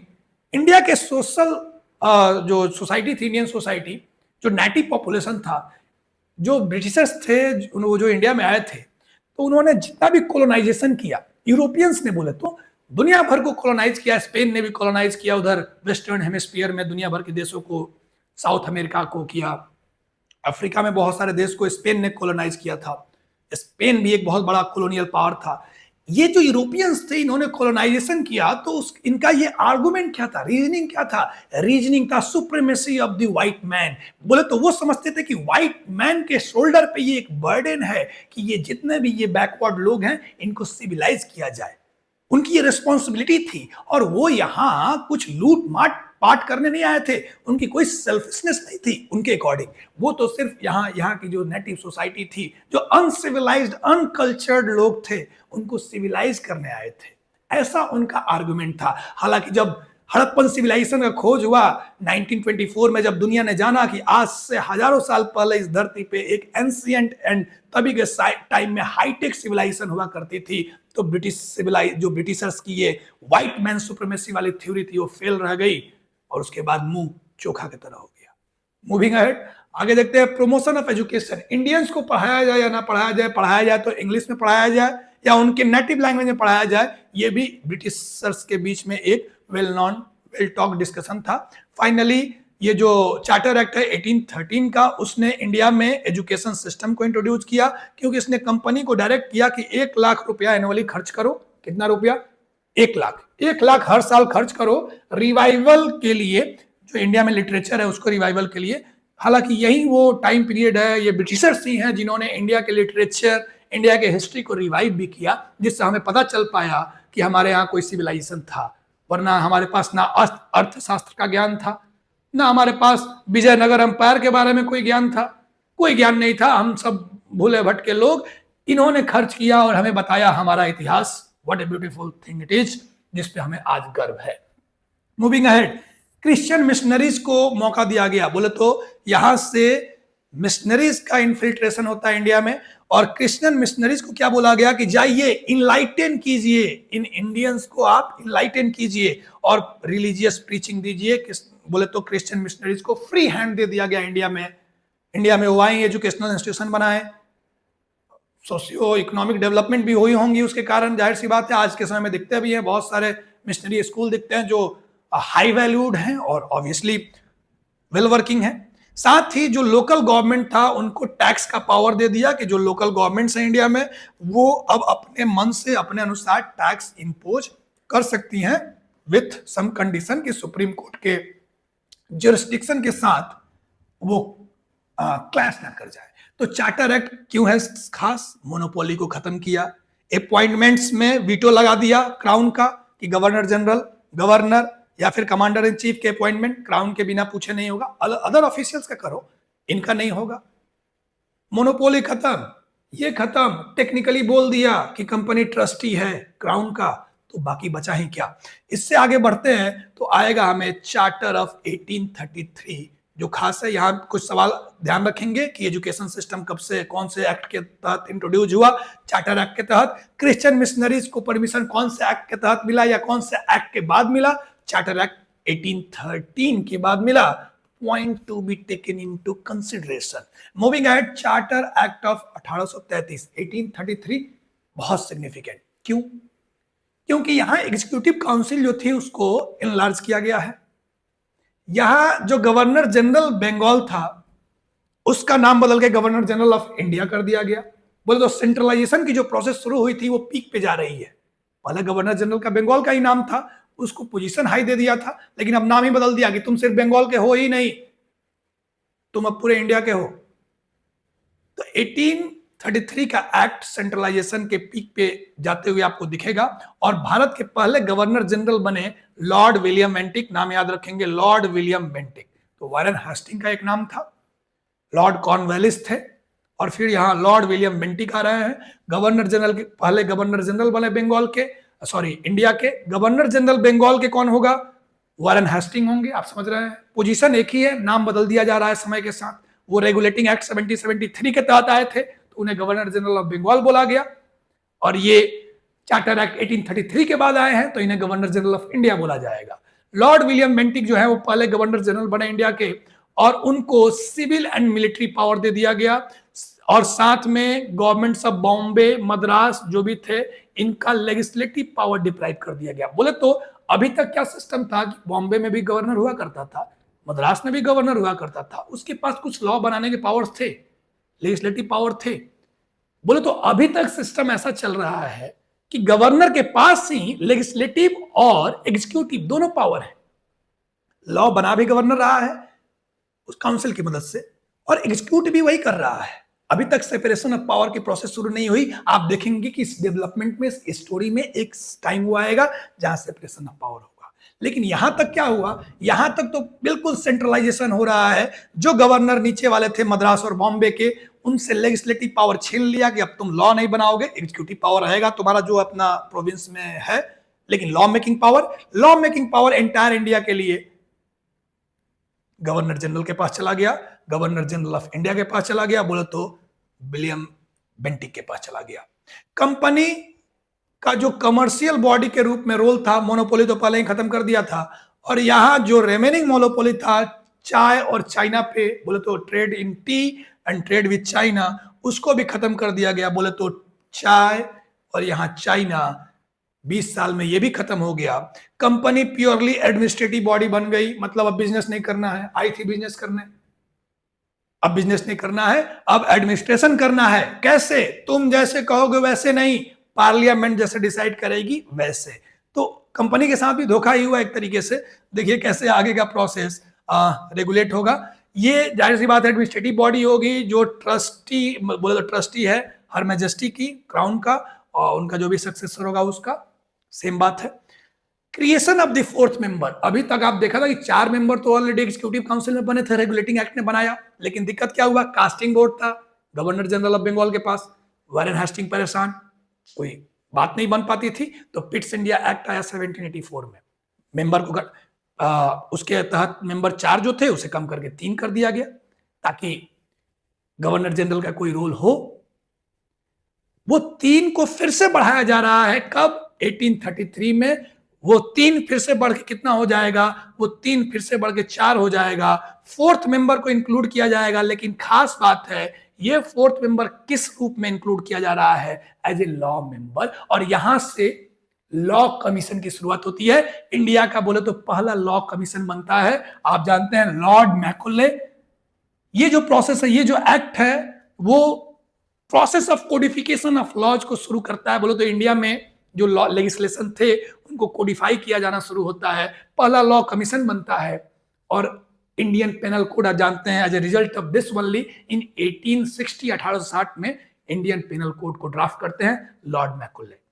तो ये फोर्थ मेंबर ऐड हुआ चार्टर एक्ट 1833 में, फिर से दोबारा 73 में ऑलरेडी रेगुलेटिंग एक्ट में हुआ था, पिट्स में हटा दिया गया। ये चौथा ऐड हुआ, but as a law member, पहला law member lord Macaulay, law commission के चेयरमैन। रिजल्ट क्या हुआ? प्रोसेस क्या शुरू हुई? Codification of Indian law. By product क्या निकला? 1860 में इंडियन पेनल कोड, पहला प्रोडक्ट कोडिफाई होके। इतनी बातें ध्यान रखेंगे। और इस अभी तक क्या था कि रेगुलेशन नाम दिया जाता था सारे एक्ट्स को, तो जो भी इससे पहले पास हुए थे, नाम तो एक्ट था लेकिन उन्हें बोलते थे रेगुलेशन, एक्ट नहीं बोलते थे। यहां से उन्हें एक्ट बोला जाने लगा। बोले तो इसके बाद जो भी चीजें आएंगी उन्हें ऑफिशियली पार्लियामेंट ने एक्ट डिक्लेयर कर दिया, याद रखेंगे। और यहाँ इस लॉ ने, ये चार्टर एक्ट ने स्लेवरी को भी एबॉलिश करने की बात कही कि इंडिया में किसी भी तरीके का अगर स्लेवरी है दैट मस्ट बी एबॉलिश्ड। और फाइनली इंडिया से स्लेवरी जो है एबॉलिश कब हुआ?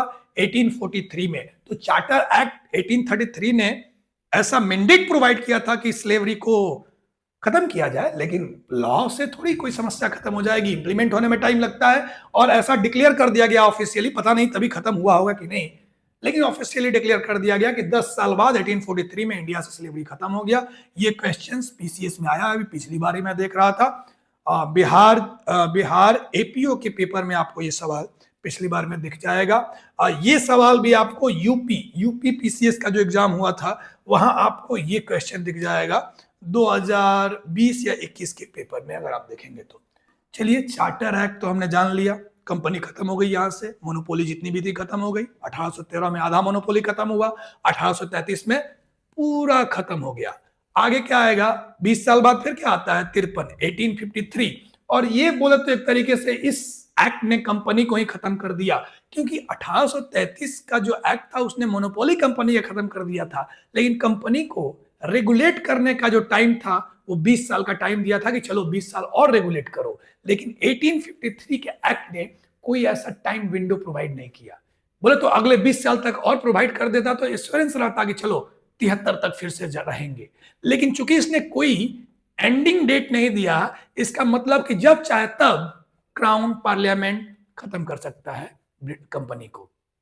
तो वो जो प्रोसेस था कि कंपनी अब झोरा बोरा लेकर गायब होने वाली है, इस प्रोसेस का शुरुआत यहाँ चार्टर एक्ट ऑफ 1853 कर देता है। और यहां जो सबसे बड़ी बात हुई वो हुई सेपरेशन ऑफ, आप देख भी पा रहे होंगे, introduce the separation of power and the modern concept of legislature in India. तो हमारे देश में जो अभी लेजिस्लेचर बना, सेपरेशन ऑफ पावर भी है, डेमोक्रेसी है, कॉन्स्टिट्यूशन, यही तो बात कर रहे हैं कि कैसे हम वहां तक पहुंचे हैं। आपको पता है पहले कि हमने बात भी किया कि लेजिस्लेटिव पावर किसके पास था? गवर्नर जनरल ऑफ इंडिया के पास। 1833 के तहत बंगाल और मद्रास का भी गवर्नर का लेजिस्लेटिव पावर गवर्नर जनरल को दे दिया गया। गवर्नर जनरल के पास ही एग्जीक्यूटिव काउंसिल है, तो बोले तो गवर्नर जनरल के पास एग्जीक्यूटिव पावर भी है, लेजिस्लेटिव पावर भी है, पावर सेपरेटेड नहीं है। पहली बार पावर सेपरेट हो रहा है, कौन से एक्ट में? The first act to define the separation of power in Indian constitutional history is the Indian Charter of 1853. जहां लेजिस्लेटिव एंड एग्जीक्यूटिव फंक्शन को अलग किया गया, गवर्नर जनरल काउंसिल को सेपरेट किया गया और 6 न्यू मेंबर्स को ऐड किया गया, जिसे बोला गया लेजिस्लेटिव काउंसिलर्स। तो एक एग्जीक्यूटिव काउंसिल ऑलरेडी था जिसमें 4 मेंबर्स थे। दूसरा लेजिस्लेटिव काउंसिल बनाया गया जिसको सेंट्रल लेजिस्लेटिव काउंसिल आगे चल के बोला गया, जिसके नंबर समय के साथ बढ़ते रहे, इंडियंस का उसमें पार्टिसिपेशन बढ़ता गया। वही सेंट्रल लेजिस्लेटिव काउंसिल आगे चल के पार्लियामेंट बना और आगे चल के कॉन्स्टिट्यूंट असेंबली, और फिर हमारा देश अभी पार्लियामेंट है। तो ये जो पार्लियामेंट हमारा आज के समय में है, इसकी शुरुआत कहां से हुई? चार्टर एक्ट 1853 से ये शुरुआत होता है, जहां एग्जीक्यूटिव लेजिस्लेटिव पावर को बांटा जा रहा है। क्या बनाया जा रहा है? लेजिस्लेटिव काउंसिल बनाया जा रहा है, जिसको क्या बोलते हैं? सेंट्रल लेजिस्लेटिव काउंसिल बोलते हैं। कितने मेंबर्स हैं पहली दफा में? पहली दफा में है सिर्फ और सिर्फ 6 मेंबर्स। आज के समय में कितने मेंबर्स हैं पार्लियामेंट में? कमेंट बॉक्स में बताइएगा, पता हो तो।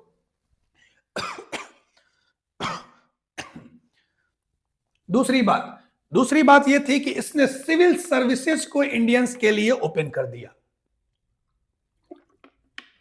तो जो ब्यूरोक्रेट्स थे, जो सिविल सर्वेंट्स थे, उन्हें पिलर माना गया ब्रिटिश सिस्टम का इंडिया में, लेकिन इंडियंस अलाउड नहीं थे उधर।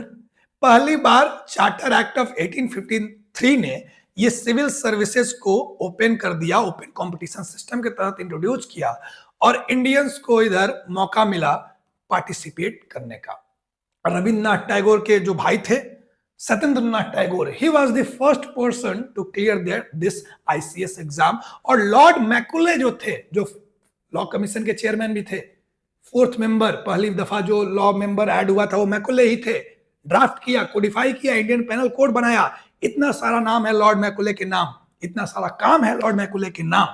और मैकुले कमेटी ने ही यूपीएससी को भी रिकमेंडेशन किया था। बोले तो यूपीएससी तो नहीं बोलेंगे उसे, तभी तो सिर्फ ये सिविल सर्विसेज था, तो लॉर्ड मैकुले ने ही बोले तो सिविल सर्विसेज के लिए ओपन कंपटीशन को एडवोकेट किया था और उसी के बिहाफ पे 1853 का एक्ट इसे इंक्लूड करता है।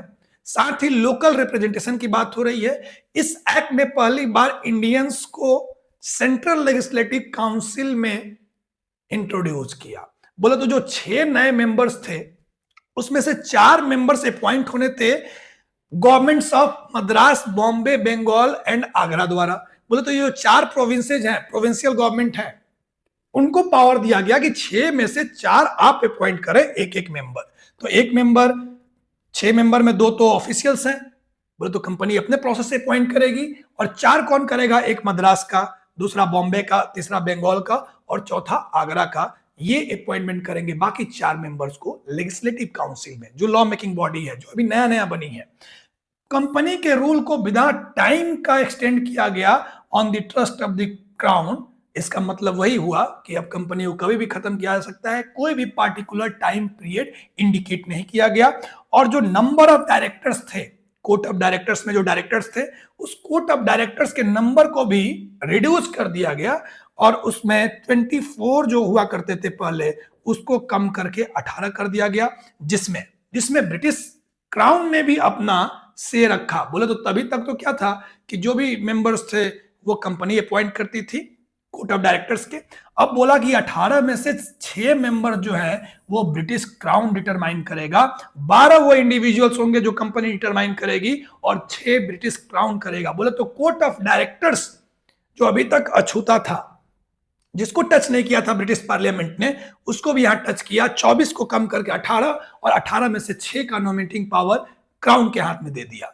तो ये एक्ट ऑफ 1853 एक तरीके से ब्रिटिश ईस्ट इंडिया कंपनी को ऑलरेडी खत्म कर चुका था और जो प्रैक्टिकली बोले, प्रैग्मेटिकली, तो पावर और कंट्रोल ब्रिटिश पार्लियामेंट के हाथ में आ चुका था।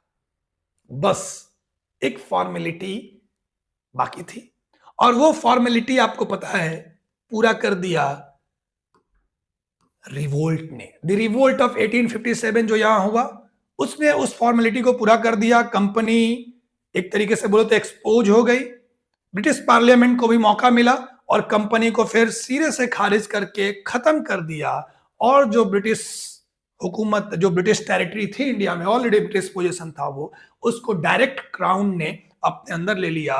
बोले तो पार्लियामेंट ने सीधा कंट्रोल हमारे देश पे कर लिया और इस एक्ट को बोलते हैं गवर्नमेंट ऑफ इंडिया एक्ट।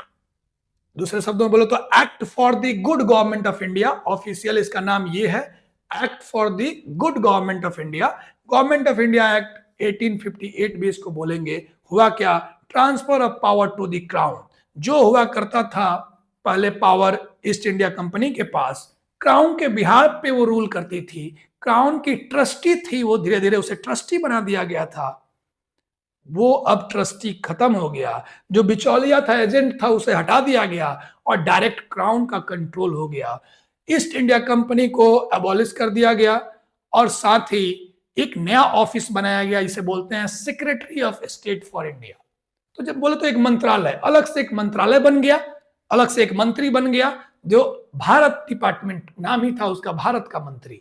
बोले तो उसका काम था कि इंडियन अफेयर्स को हैंडल करेगा। जैसा सेक्रेटरी ऑफ स्टेट गृह मंत्री टाइप का पोस्ट हो गया, वैसे ही secretary of state for India, Bharat का गृह मंत्री काइंड ऑफ पोस्ट हो गया। जो ब्रिटिश कैबिनेट का मेंबर था, जो वहां सरकार थी, उसका एक मेंबर, एक मंत्री होगा, जो ब्रिटिश पार्लियामेंट को रिस्पॉन्सिबल होगा। बोले तो पार्लियामेंट इस मसले पे कोई भी सवाल पूछेगी, उस सेक्रेटरी को वहां जाकर पार्लियामेंट को जवाब देना होगा। तो ऐसे पार्लियामेंट ने अपना ग्रिप और मजबूत किया, अपना होल्ड और मजबूत किया। सेक्रेटरी ऑफ स्टेट का ऑफिस क्रिएट किया गया और अभी तक जो गवर्नर जनरल हुआ करता था, जो अभी बना ही था 1833 में, नया नाम दिया गया था लॉर्ड विलियम बेंटिक, उस गवर्नर जनरल के पोजीशन को खत्म करके और वाइस राय के पोजीशन को क्रिएट किया गया। तो ये गवर्नर जनरल खत्म हो गया, नो मोर, और वाइस राय जो कि डायरेक्ट रिप्रेजेंटेटिव हो गया ब्रिटिश क्राउन का, सीधा रिप्रेजेंटेटिव है, कोई ट्रस्टी वगैरह नहीं है। और पहला वाइस राय थे लॉर्ड कैनिंग, याद रखिएगा। First governor general of Bengal Warren Hasting, first governor general of India William Bentinck, and first viceroy Lord Canning बनेंगे। सिस्टम ऑफ एडमिनिस्ट्रेशन में तो कोई चेंज नहीं हुआ, जो भी बदलाव हुई वो इंग्लैंड में ही हुई, यहां हमें कुछ खास देखने को मिला नहीं।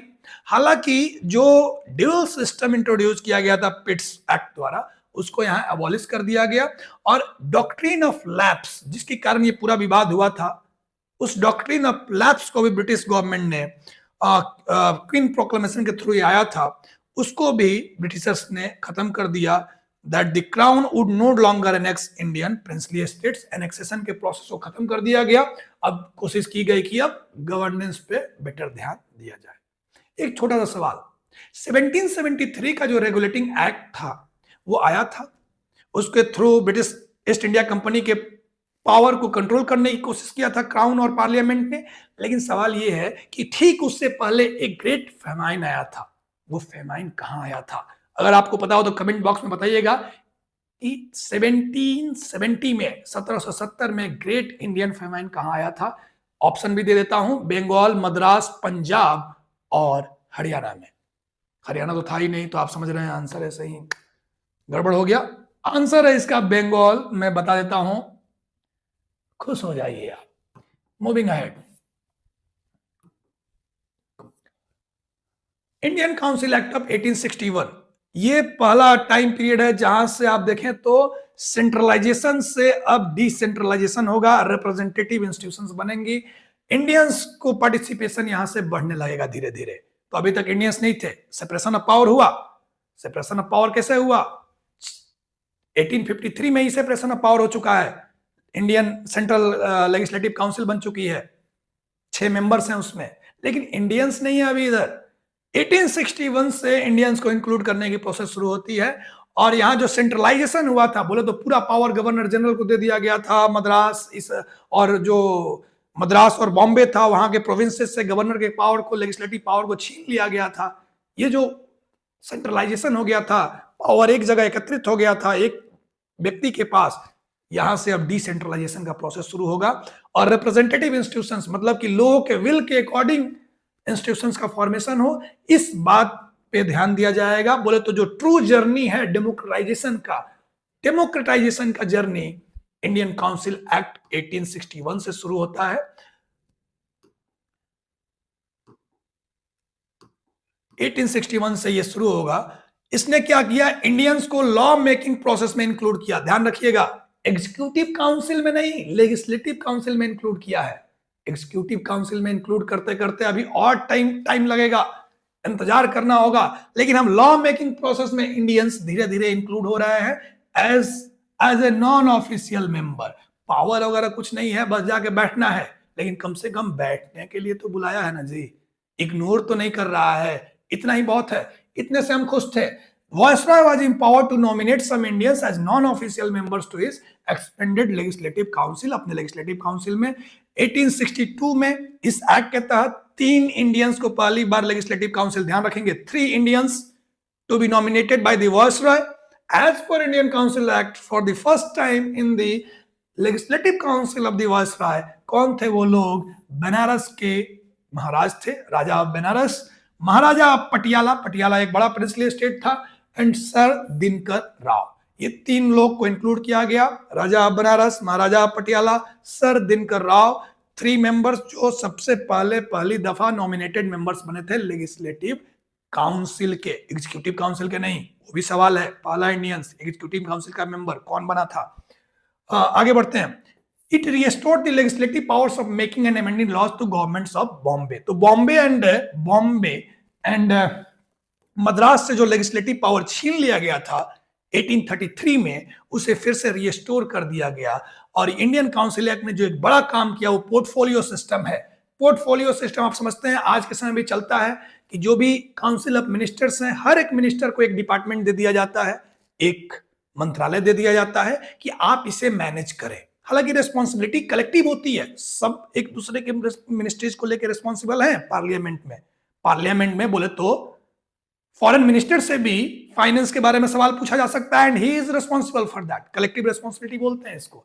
लेकिन फिर भी पोर्टफोलियो डिवाइड कर दिया कि आप कंसंट्रेट होकर एक सेगमेंट पे काम करें, जब आप सब लोग मिलकर दिया जाएगा पार्लियामेंट में, नॉट एन इशू।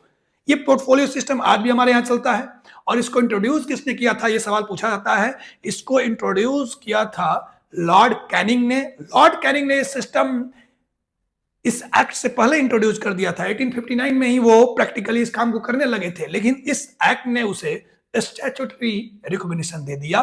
बोले तो लॉ के थ्रू ये बात क्लियर हो गई, लिख दी गई किसी एक लॉ में।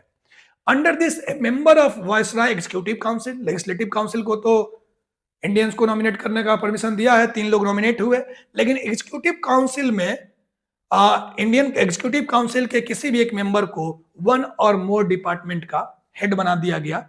यही तो है portfolio system introduced by Lord Canning. Portfolio system से जुड़ा हुआ सवाल एमसीक्यू, लॉर्ड कैनिंग इंट्रोड्यूस किया, introduced in 1859 by Lord Canning but got the statutory recognition in 1861 by Indian Council Acts। ध्यान रखेंगे इस बात को। और काउंसिल एक्ट से हम थोड़ा आगे बढ़ते हैं। काउंसिल एक्ट से थोड़ा आगे बढ़ेंगे तो ये देखिए, हाँ और एक आध बातें हैं, जैसे कि ऑर्डिनेंस मेकिंग पावर आप समझते हैं। लेजिस्लेटिव पावर तो वैसे सेपरेट कर दिया गया 1853 में ही लेजिस्लेटिव पावर सेपरेट कर दिया गया, लेकिन एक इमरजेंसी लेजिस्लेटिव पावर होता है जिसे हम आज के समय ऑर्डिनेंस बोलते हैं। आर्टिकल 123 इंडियन कॉन्स्टिट्यूशन का है। 6 महीने तक इमरजेंसी सिचुएशन में अगर पार्लियामेंट सेशन में नहीं है तो प्रेसिडेंट ऑर्डिनेंस इशू कर सकता है। वो जो ऑर्डिनेंस होता है उसका भी as an act pass by parliament वैसा ही उसको भी ट्रीट किया जाता है, बट 6 महीने तक ही, 6 महीने के अंदर उस ऑर्डिनेंस को पार्लियामेंट का अप्रूवल लेकर प्रॉपर लॉ बन जाना है। इमरजेंसी लॉ मेकिंग पावर इसको बोलेंगे। इमरजेंसी के सिचुएशन में इस पावर का यूज होता है। और पहली बार ऑर्डिनेंस मेकिंग पावर, ये जो सिस्टम है, ये इंट्रोड्यूस किया गया था इंडियन काउंसिल एक्ट 1861 के तहत। न्यू लेजिस्लेटिव काउंसिल्स, नया लेजिस्लेटिव काउंसिल भी बन गया था, क्योंकि आप जैसे आपने वो बताया कि बंगाल, मद्रास, इन सारे प्रोविंसेस से लेजिस्लेटिव पावर तो छीन लिया गया था 1833 में, उसको फिर से रिस्टोर किया गया इधर, तो जाहिर सी बात है लेजिस्लेटिव काउंसिल भी तो बनेगा। तो 2 तरीके का लेजिस्लेटिव काउंसिल देखने को मिलेगा। एक प्रोविंशियल लेजिस्लेटिव काउंसिल जो स्टेट्स में है, समझिए तो प्रोविंसेस में है। कौन सा? तो नॉर्थ वेस्टर्न प्रोविंस, जो कि अभी नॉर्थ वेस्टर्न फ्रंटियर आपको अफगानिस्तान के बॉर्डर के साइड में पाकिस्तान में आता है, जिधर लड़ाई चलती रहती है अफगानिस्तान से। बंगाल और पंजाब, इन 3 जगह नया लेजिस्लेटिव काउंसिल बनाया गया। मद्रास और बॉम्बे में ऑलरेडी लेजिस्लेटिव काउंसिल था, उसको इंपावर कर दिया गया। लेजिस्लेटिव काउंसिल जो है वो बिल्कुल कंसल्टेटिव बॉडी थी, बोले तो इसके पास कोई डिसीजन मेकिंग पावर नहीं था, सिर्फ बातचीत करने के लिए बैठेगी। और ये फाइनेंशियल मैटर को डिस्कस नहीं कर सकती थी, क्वेश्चन पूछना भी अलाउड नहीं था। बैठ के सुनिए, सिर्फ पार्टिसिपेट कर सकते हैं डिस्कशन में, कंसल्ट आप सजेशन दीजिए, लेकिन आप कोई सवाल नहीं पूछेंगे। और आप बजट पे पैसा रुपया का बात होगा तो बात ही नहीं करेंगे, तो ठीक है। दिल बहलाने के लिए ये कॉन्सेप्ट अच्छा है, लेकिन हकीकत क्या है ये तो लोग समझते ही होंगे। तब वायसराय के पास पावर क्या था? एब्सोल्यूट वीटो का। काउंसिल कोई भी चीज पास करती है, कोई भी बिल पास करती है, वायसराय वीटो कर सकता है, कोई मतलब नहीं है। नाम के लिए एक बॉडी तो बन गई कम से कम। याद रखेंगे कि इंडियन काउंसिल एक्ट 1861 ने क्या किया था, कहां कहां लेजिस्लेटिव काउंसिल का फॉर्मेशन किया था। लेजिस्लेटिव पावर भी पहले तो डिस्चार्ज कर दिया था प्रोविंसेस को, जो छीन लिया गया था, और साथ में नया लेजिस्लेटिव काउंसिल भी बनाया था। कहां कहां? पंजाब में बनाया था, नॉर्थ वेस्टर्न फ्रंटियर में बनाया था, और बंगाल में बनाया था। मूविंग अहेड, आगे चलते हैं।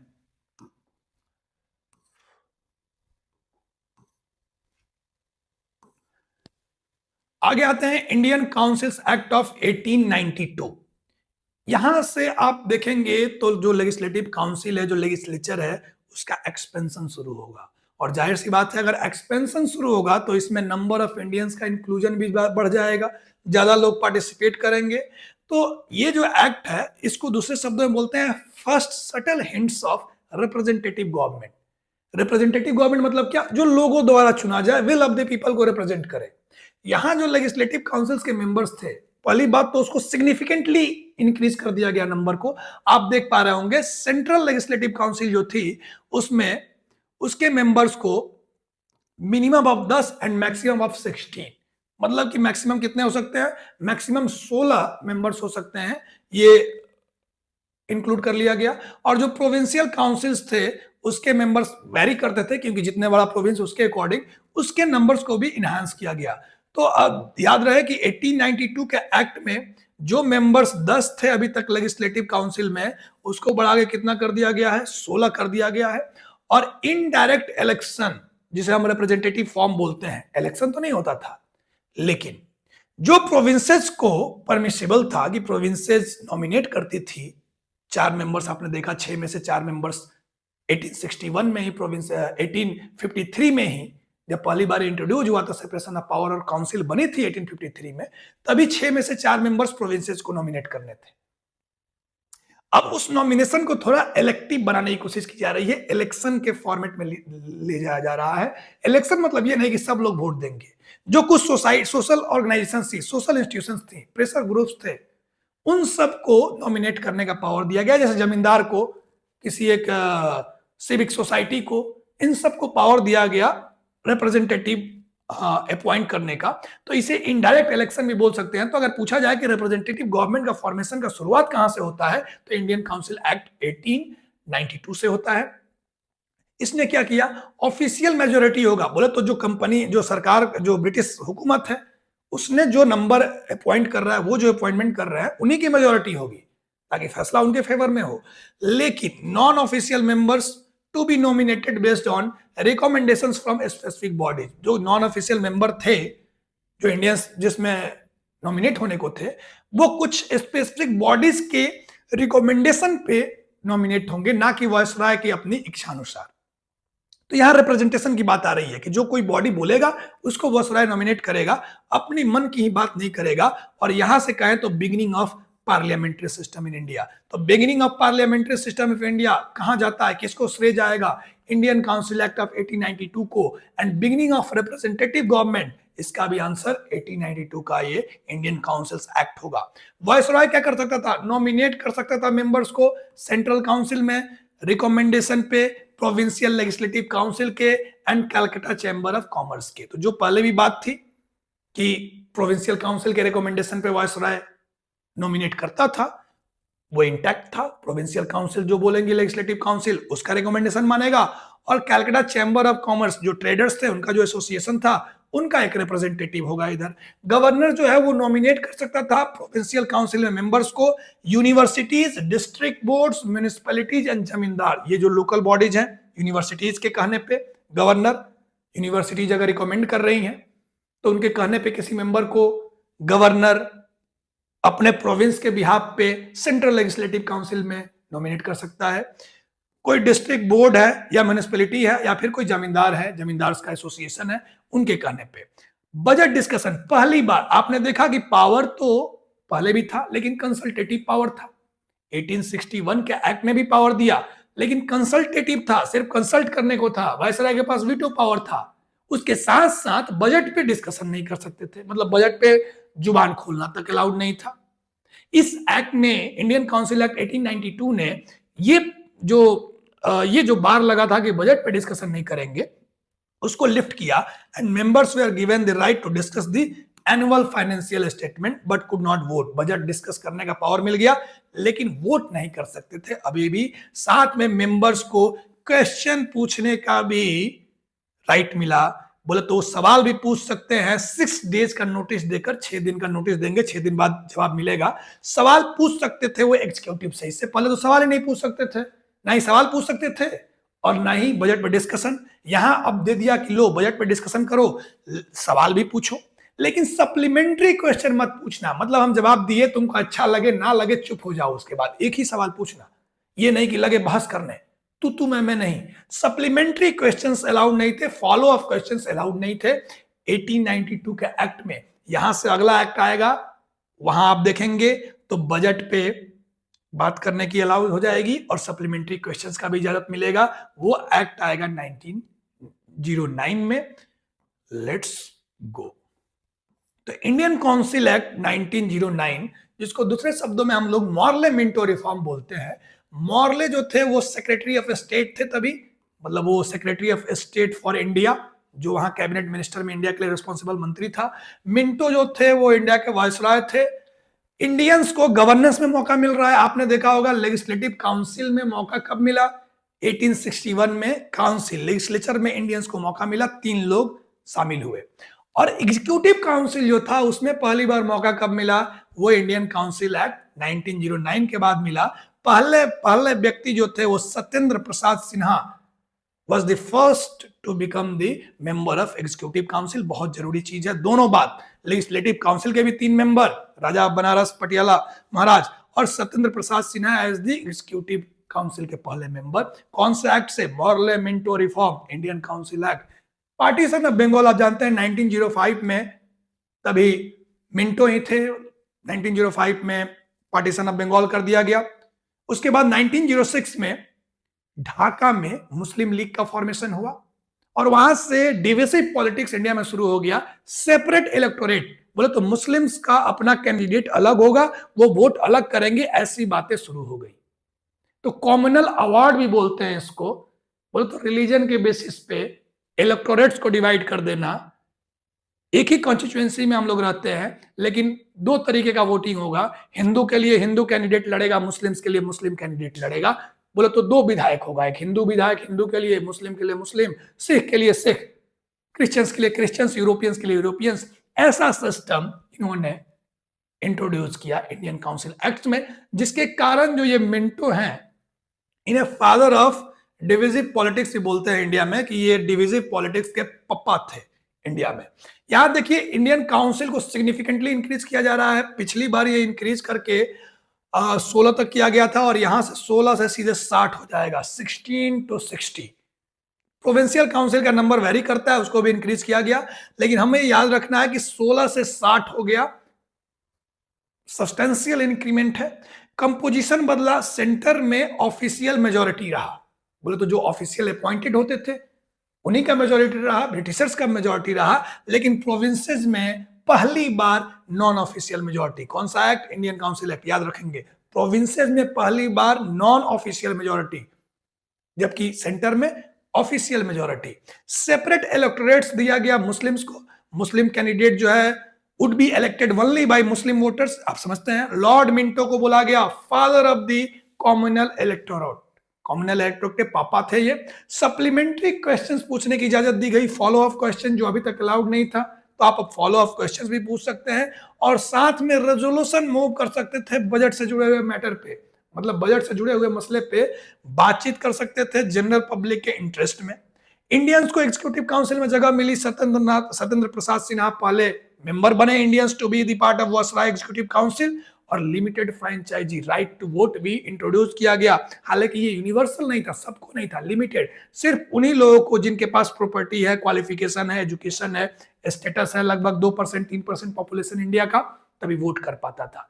लेकिन 1909 के एक्ट ने कॉम्युनल इलेक्टोरेट को जो इंट्रोड्यूस किया इंडिया में, ये सबसे बड़ी बात रही, जिसके कारण एग्जीक्यूटिव काउंसिल में उनका इंक्लूजन, इंडियंस का इंक्लूजन उतना प्रेज नहीं किया गया, क्योंकि ये जो डिविसिव पॉलिटिक्स की नींव रखी गई वो ज्यादा खतरनाक इंडियंस के लिए था, और इंडियन लीडरशिप ने उसे एज ए थ्रेट लिया, जिसका रिपरकशन हुआ government of India act 1919। Second world war के टाइम में कांग्रेस से एक वादा किया गया था। 1916 में मुस्लिम लीग और कांग्रेस दोनों एक हो गई थी, पूना पैक्ट बोलते हैं उसको, दोनों एक्ट एक हो गई थी, दोनों का डिमांड एक हो गया था। उनका डिमांड था होम रूल, सेल्फ रूल करने का मौका दिया जाए। कनाडा तभी के टाइम वैसे ही गवर्न होता था, होम रूल का डिमांड था, और होम रूल को देने का प्रॉमिस भी किया था ब्रिटिशर्स ने कि युद्ध में हमारा साथ दो, वर्ल्ड वॉर में होम रूल ले लेना। लेकिन उसके बाद आया क्या, जब युद्ध खत्म हुआ, वॉर खत्म हुआ, तो आया गवर्नमेंट ऑफ इंडिया एक्ट 1919, और इसने फिर से हमें गोली दिया, होम रूल के बदले दे दिया गोली, जिसके बोले तो विरोध में महात्मा गांधी ने आंदोलन शुरू कर दिया, नॉन कोऑपरेशन, आप जानते हैं नॉन कोऑपरेशन। डायरकी, ये जो है डायरकी इंट्रोड्यूस करता है प्रोविंसेस में, तो प्रोविंशियल डायरकी जो खत्म कर दिया गया था गवर्नमेंट ऑफ इंडिया एक्ट 1958 से, फिर से इसको इंट्रोड्यूस किया। डायरकी मतलब दो तरीके का, एक ही शासन है, एडमिनिस्ट्रेशन को दो भाग में बांट दो, कुछ काम आप करेंगे, कुछ काम आप। पहली बार किसने किया था dyarchy? Robert Clive, treaty of Allahabad 1765 में पहली दफा इंडिया में इंट्रोड्यूस किया। उसके बाद फिर से यहाँ government of India act 1919 dyarchy introduce कर रहा है प्रोविंसेस में, जहां पे दो तरह का लिस्ट बना दिया गया। एक ट्रांसफर्ड सब्जेक्ट्स, मतलब कुछ ऐसा सब्जेक्ट मैटर है जो गवर्नर मिनिस्टर्स की मदद से करेगा, और कुछ ऐसा है जो गवर्नर बिना मिनिस्टर्स की मदद से करेगा। तो ये transfer subjects and reserve subjects, ये दो तरह के सब्जेक्ट बना दिए गए। ट्रांसफर सब्जेक्ट्स में बोले तो मिनिस्टर्स का पावर था, और रिजर्व सब्जेक्ट्स में गवर्नमेंट का पावर था, गवर्नर का पावर था। और ट्रांसफर सब्जेक्ट में जो सब्जेक्ट मैटर थे वो एजुकेशन, हेल्थ, लोकल गवर्नमेंट, ये सारी थी। जबकि जो सिग्निफिकेंट डिसीजन मेकिंग पावर था, जैसे कि लॉ एंड ऑर्डर को, और सबसे जरूरी चीज फाइनेंस, लैंड रेवेन्यू, पैसा आने वाला सब चीज रिजर्व सब्जेक्ट्स में रहा, जिसमें ब्रिटिशर से कब्जा रहा। इंडियन का जहां पार्टिसिपेशन था वहां सिर्फ क्या मिला, उन्हें सिर्फ मिला कि आप एजुकेशन पे ध्यान दीजिए, हेल्थ पे। पैसा कहाँ है, पैसा इसके पास है, ध्यान आपको देना है। तो इसके कारण इसको क्रिटिसाइज किया गया, और कांग्रेस ने विरोध भी किया इस एक्ट का, इसे कभी एक्सेप्ट भी नहीं किया। नॉन कॉपरेशन मूवमेंट चला, फिर नॉन कॉपरेशन वापस भी हो गया चौरा चौरी के बाद। कुछ एक कांग्रेस से अलग फैक्शन भी बन गया, स्वराजिस्ट। मोतीलाल नेहरू उसके लीडर थे, सीआर दास थे। वो एक हिस्टोरिकल कहानी इसके इर्द गिर्द चलती रही, और कांग्रेस ने चूंकि इसे एक्सेप्ट नहीं किया, जिसके कारण कॉन्स्टिट्यूशनल डेडलॉक हो गया। और 1927 में आपको पता है, 1927 में साइमन कमीशन आया, उसका इंडियंस ने विरोध किया। फिर राउंड टेबल कॉन्फ्रेंसेज हुई, series of round table conferences हुई, जिसमें एक सेकंड राउंड टेबल कॉन्फ्रेंस में महात्मा गांधी भी गए। उससे पहले सिविल डिसोबीडियंस मूवमेंट भी हुआ इंडिया में कॉन्स्टिट्यूशनल डेडलॉक को तोड़ने के लिए। एंड फाइनली 1919 के एक्ट के बाद 1935 का गवर्नमेंट ऑफ इंडिया एक्ट आया, जो कि स्केलेटन बोला जाता है इंडियन कॉन्स्टिट्यूशन का। लेकिन एक बार इसे हम देख लेते हैं। तो वायसराय का executive council mandated that 3 of the 6 member, जो 6 मेंबर थे एग्जीक्यूटिव काउंसिल में, viceroy council were to be Indians. तो यहाँ 6 में से 3 लोग, पहले तो सिर्फ सत्येंद्रनाथ थे, वो सिर्फ अकेले थे। लेकिन यहां बोला गया कि 6 में से 3 लोग, कमांडर इन चीफ जाहिर सी बात है हमेशा ब्रिटिशर्स होगा, आर्मी का हेड ब्रिटिशर्स होगा, लेकिन 6 में से 3 लोग अब इंडियन होंगे, ये जरूरी कर दिया गया। कॉम्युनल रिप्रेजेंटेशन जो 1919 में सिर्फ मुस्लिम्स को मिला था, वो सेपरेट इलेक्टोरेट सिक्स को मिला, इंडियन क्रिश्चियन को मिला, एंग्लो इंडियंस और यूरोपियंस। तो 4 अलग अलग धड़े इंक्लूड कर लिए गए हैं, Sikh, Christian, Anglo Indians and Europeans. तो अब 5 हो गए कुल मिला के मुस्लिम्स 1909 में, और फिर इधर 4। और इसके बाद दिखेगा गवर्नमेंट ऑफ इंडिया एक्ट 1935, जहां डिप्रेस्ड क्लास को भी इंक्लूड कर लिया गया, विमेन को भी इंक्लूड कर लिया गया। तो इसके साथ कॉम्युनल जो सेपरेट इलेक्टोरेट का पॉलिटिक्स था, वो परवान चढ़ गया, बिल्कुल पीक पे अपने चला गया। तो आइए ये इसके बाद हम चलते हैं। आप ध्यान रखेंगे बाई कैमरलिज्म भी है यहाँ, बाई कैमरलिज्म इंट्रोड्यूस किया गया प्रोविंसेस में, और डायरकी इंट्रोड्यूस किया गया, और मॉन्टेगू चैम्सफोर्ड रिफॉर्म इसको बोलते हैं। मॉन्टेगू तभी सेक्रेटरी ऑफ स्टेट थे इंडिया के लिए ब्रिटिश कैबिनेट में, एंड चैम्सफोर्ड इंडिया के वायसराय थे तभी के टाइम में। ध्यान रखेंगे इस बात को। इसी एक्ट के आसपास रॉलेट एक्ट भी आया था, जालियांवाला इंसिडेंट भी हुआ था। ये सब भी जीके और जीएस का ही पार्ट है, और हिस्ट्री में आएगा, मॉडर्न हिस्ट्री में। फाइनल जो आउटपुट आया वो गवर्नमेंट ऑफ इंडिया एक्ट 1935 आया, एक लंबा डेडलॉक, और फिर गवर्नमेंट ऑफ इंडिया एक्ट 1935। इसने क्या किया, ये इसे हम आज के समय में स्केलेटन बोलते हैं इंडियन कॉन्स्टिट्यूशन का। इंडियन कॉन्स्टिट्यूशन बहुत हद तक इसी पे बेस्ड है। जवाहरलाल नेहरू ने हालांकि इसे क्या कहा था, a charter of slavery and machine with all brakes and no engine. ये बोला था ये चार्टर ऑफ स्लेवरी है, गुलाम बनाने के लिए एक कागज तैयार किया है तुमने हमें, और ये एक ऐसा मशीन है जिसमें सिर्फ ब्रेक है, इंजन नहीं है, चलेगा कैसे। 1935 के एक्ट ने क्या किया, ऑल इंडिया फेडरेशन, इंडिया को एक फेडरल सिस्टम करार दिया। बोले तो ये डिसेंट्रलाइजेशन का पीक था, प्रोविंशियल गवर्नमेंट को ज्यादा पावर दे दी गई और सेंट्रल गवर्नमेंट की पावर को कम कर दिया गया। जो प्रोसेस 1773 में सेंट्रलाइजेशन से शुरू हुआ था, सेंट्रल पावर को एकत्रित किया जा रहा था, एक जगह सेंट्रलाइज किया जा रहा था, वो 1853 तक चला।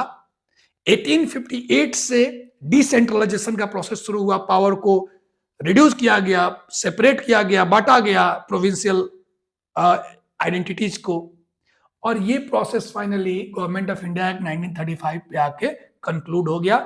ये पीक ऑफ डिसेंट्रलाइजेशन था, जहां ऑल इंडिया फेडरेशन की बात हुई, सबको फेडरेशन ज्वाइन करना जरूरी था, प्रोविंसेस को जरूरी था, जितने भी प्रोविंसेस थी। प्रिंसली स्टेट्स को उन पे डिस्कशन था कि चाहे तो, आप पता है 565 प्रिंसली स्टेट्स थे। डिवीजन ऑफ पावर बोले तो जो पूरा सब्जेक्ट मैटर था उसको 3 लिस्ट बना दिया गया, जिसको हम फेडरल लिस्ट बोलते हैं आज के समय में। शेड्यूल 7 में है आज के हमारे मॉडर्न कॉन्स्टिट्यूशन में। तभी ये लिस्ट का नाम था प्रोविंशियल लिस्ट, कंकरेंट और रेस्टोरेटरी पावर। प्रोविंशियल लिस्ट मतलब जहां प्रोविंसेस लॉ बना सकती थी, स्टेट्स आज के समय में समझे तो। कंकरेंट लिस्ट मतलब जहां स्टेट और यूनियन दोनों लॉ बना सकता था। और रेस्टोरेटरी पावर जो कहीं भी नहीं दिया था, उसका पावर वायसराय के पास था। प्रोविंशियल ऑटोनॉमी दिया गया बोले तो डायरकी जो थी उसे खत्म कर दिया गया। जो 1919 में डायरकी आई थी उसे एबॉलिश कर दिया गया। जो रिजर्व और ट्रांसफर लिस्ट था उसे खत्म कर दिया गया प्रोविंसेस में। और प्रोविंशियल ऑटोनॉमी दे दिया गया बोले तो प्रोविंसेस में सरकार चलाने की पूरी छूट एक तरीके से इंडियंस को मिल गई 1935 के एक्ट के बाद। प्रोविंसेस जो थे वो no longer agents of centre, बोले तो सेंटर के कहने पे अब उसे काम नहीं करना था, वो सेंटर का एजेंट नहीं था, जबकि वो डायरेक्ट क्राउन का रिप्रेजेंटेटिव हो गया। वो सीधा अथॉरिटी उसको ब्रिटिश क्राउन से मिलने लगा। बोले तो इस एक्ट ने प्रोविंसेस को रिकॉग्नाइज कर लिया एज एन एंटिटी। गवर्नर जो था उसे एक्ट करना था मिनिस्टर्स के एडवाइस पे, तो ये एक तरीके से इसको कंपलसरी कर दिया गया, जो आज में भी है कि governor president and governor shall act on the advice of the cabinet. ये तभी इंक्लूड कर दिया गया, governor is required to act on the advice of the cabinet. हालांकि डायरकी को रिमूव कर दिया गया था प्रोविंसेस से, लेकिन इसको फेडरल लेवल पे इंक्लूड कर दिया गया। बोले तो प्रोविंसेस से तो डायरकी को हटा दिया गया, लेकिन सेंटर में इसको लगा दिया गया। तो dyarchy remove from the provinces but introduced at the federation level, central level बोले तो।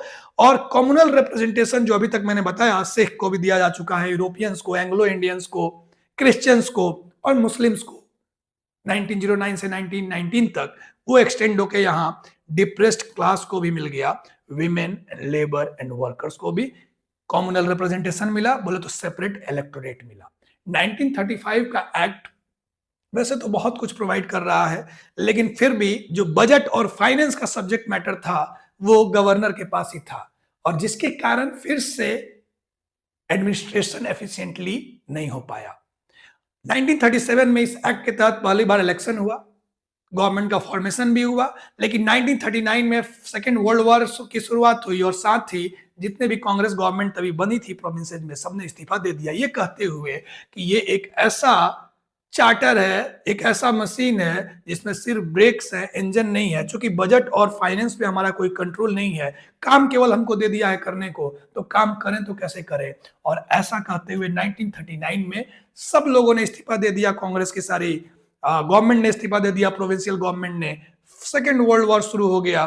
कांग्रेस ने फिर से एक नया आंदोलन, आप जानते हैं, क्विट इंडिया मूवमेंट 1942 में, और उसके बाद फाइनली कोई दूसरा एक्ट आया नहीं, सीधा पावर ट्रांसफर करने की बात की शुरुआत हो गई।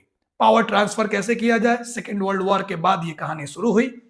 उससे पहले 1942 में क्रिप्स मिशन आया, स्टैफर्ड क्रिप्स जो सेक्रेटरी थे वो आए, बात नहीं बनी।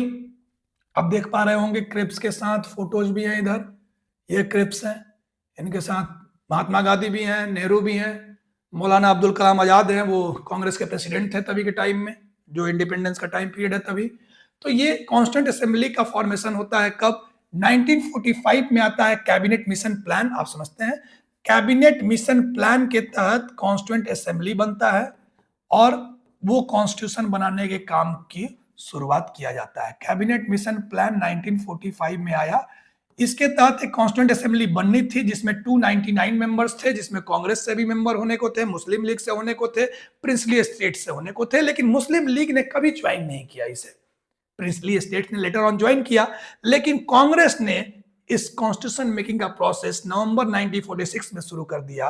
बोले तो इसका फॉर्मेशन हो गया और 9 दिसंबर 1946 को पहला सेशन हुआ, फर्स्ट मीटिंग हुई, और फाइनली सच्चिदानंद सिन्हा को तभी टेम्पररी चेयरमैन चुना गया।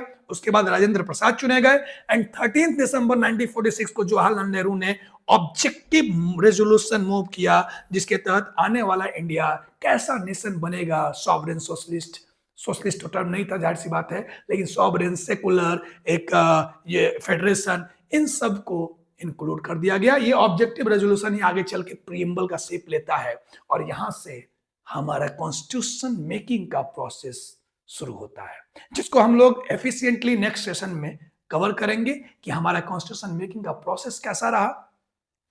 With a bit of light on कि कैसे हमको इंडिपेंडेंस मिली, माउंटबेटन प्लान के आसपास की कुछ कहानियों जानेंगे, रोचक कहानी, इंटरेस्टिंग स्टोरी भी, और उसके साथ साथ कॉन्स्टिट्यूशन मेकिंग का प्रोसेस को सही से समझेंगे, and then we will move to introduction of Indian constitution. Thank you, happy learning.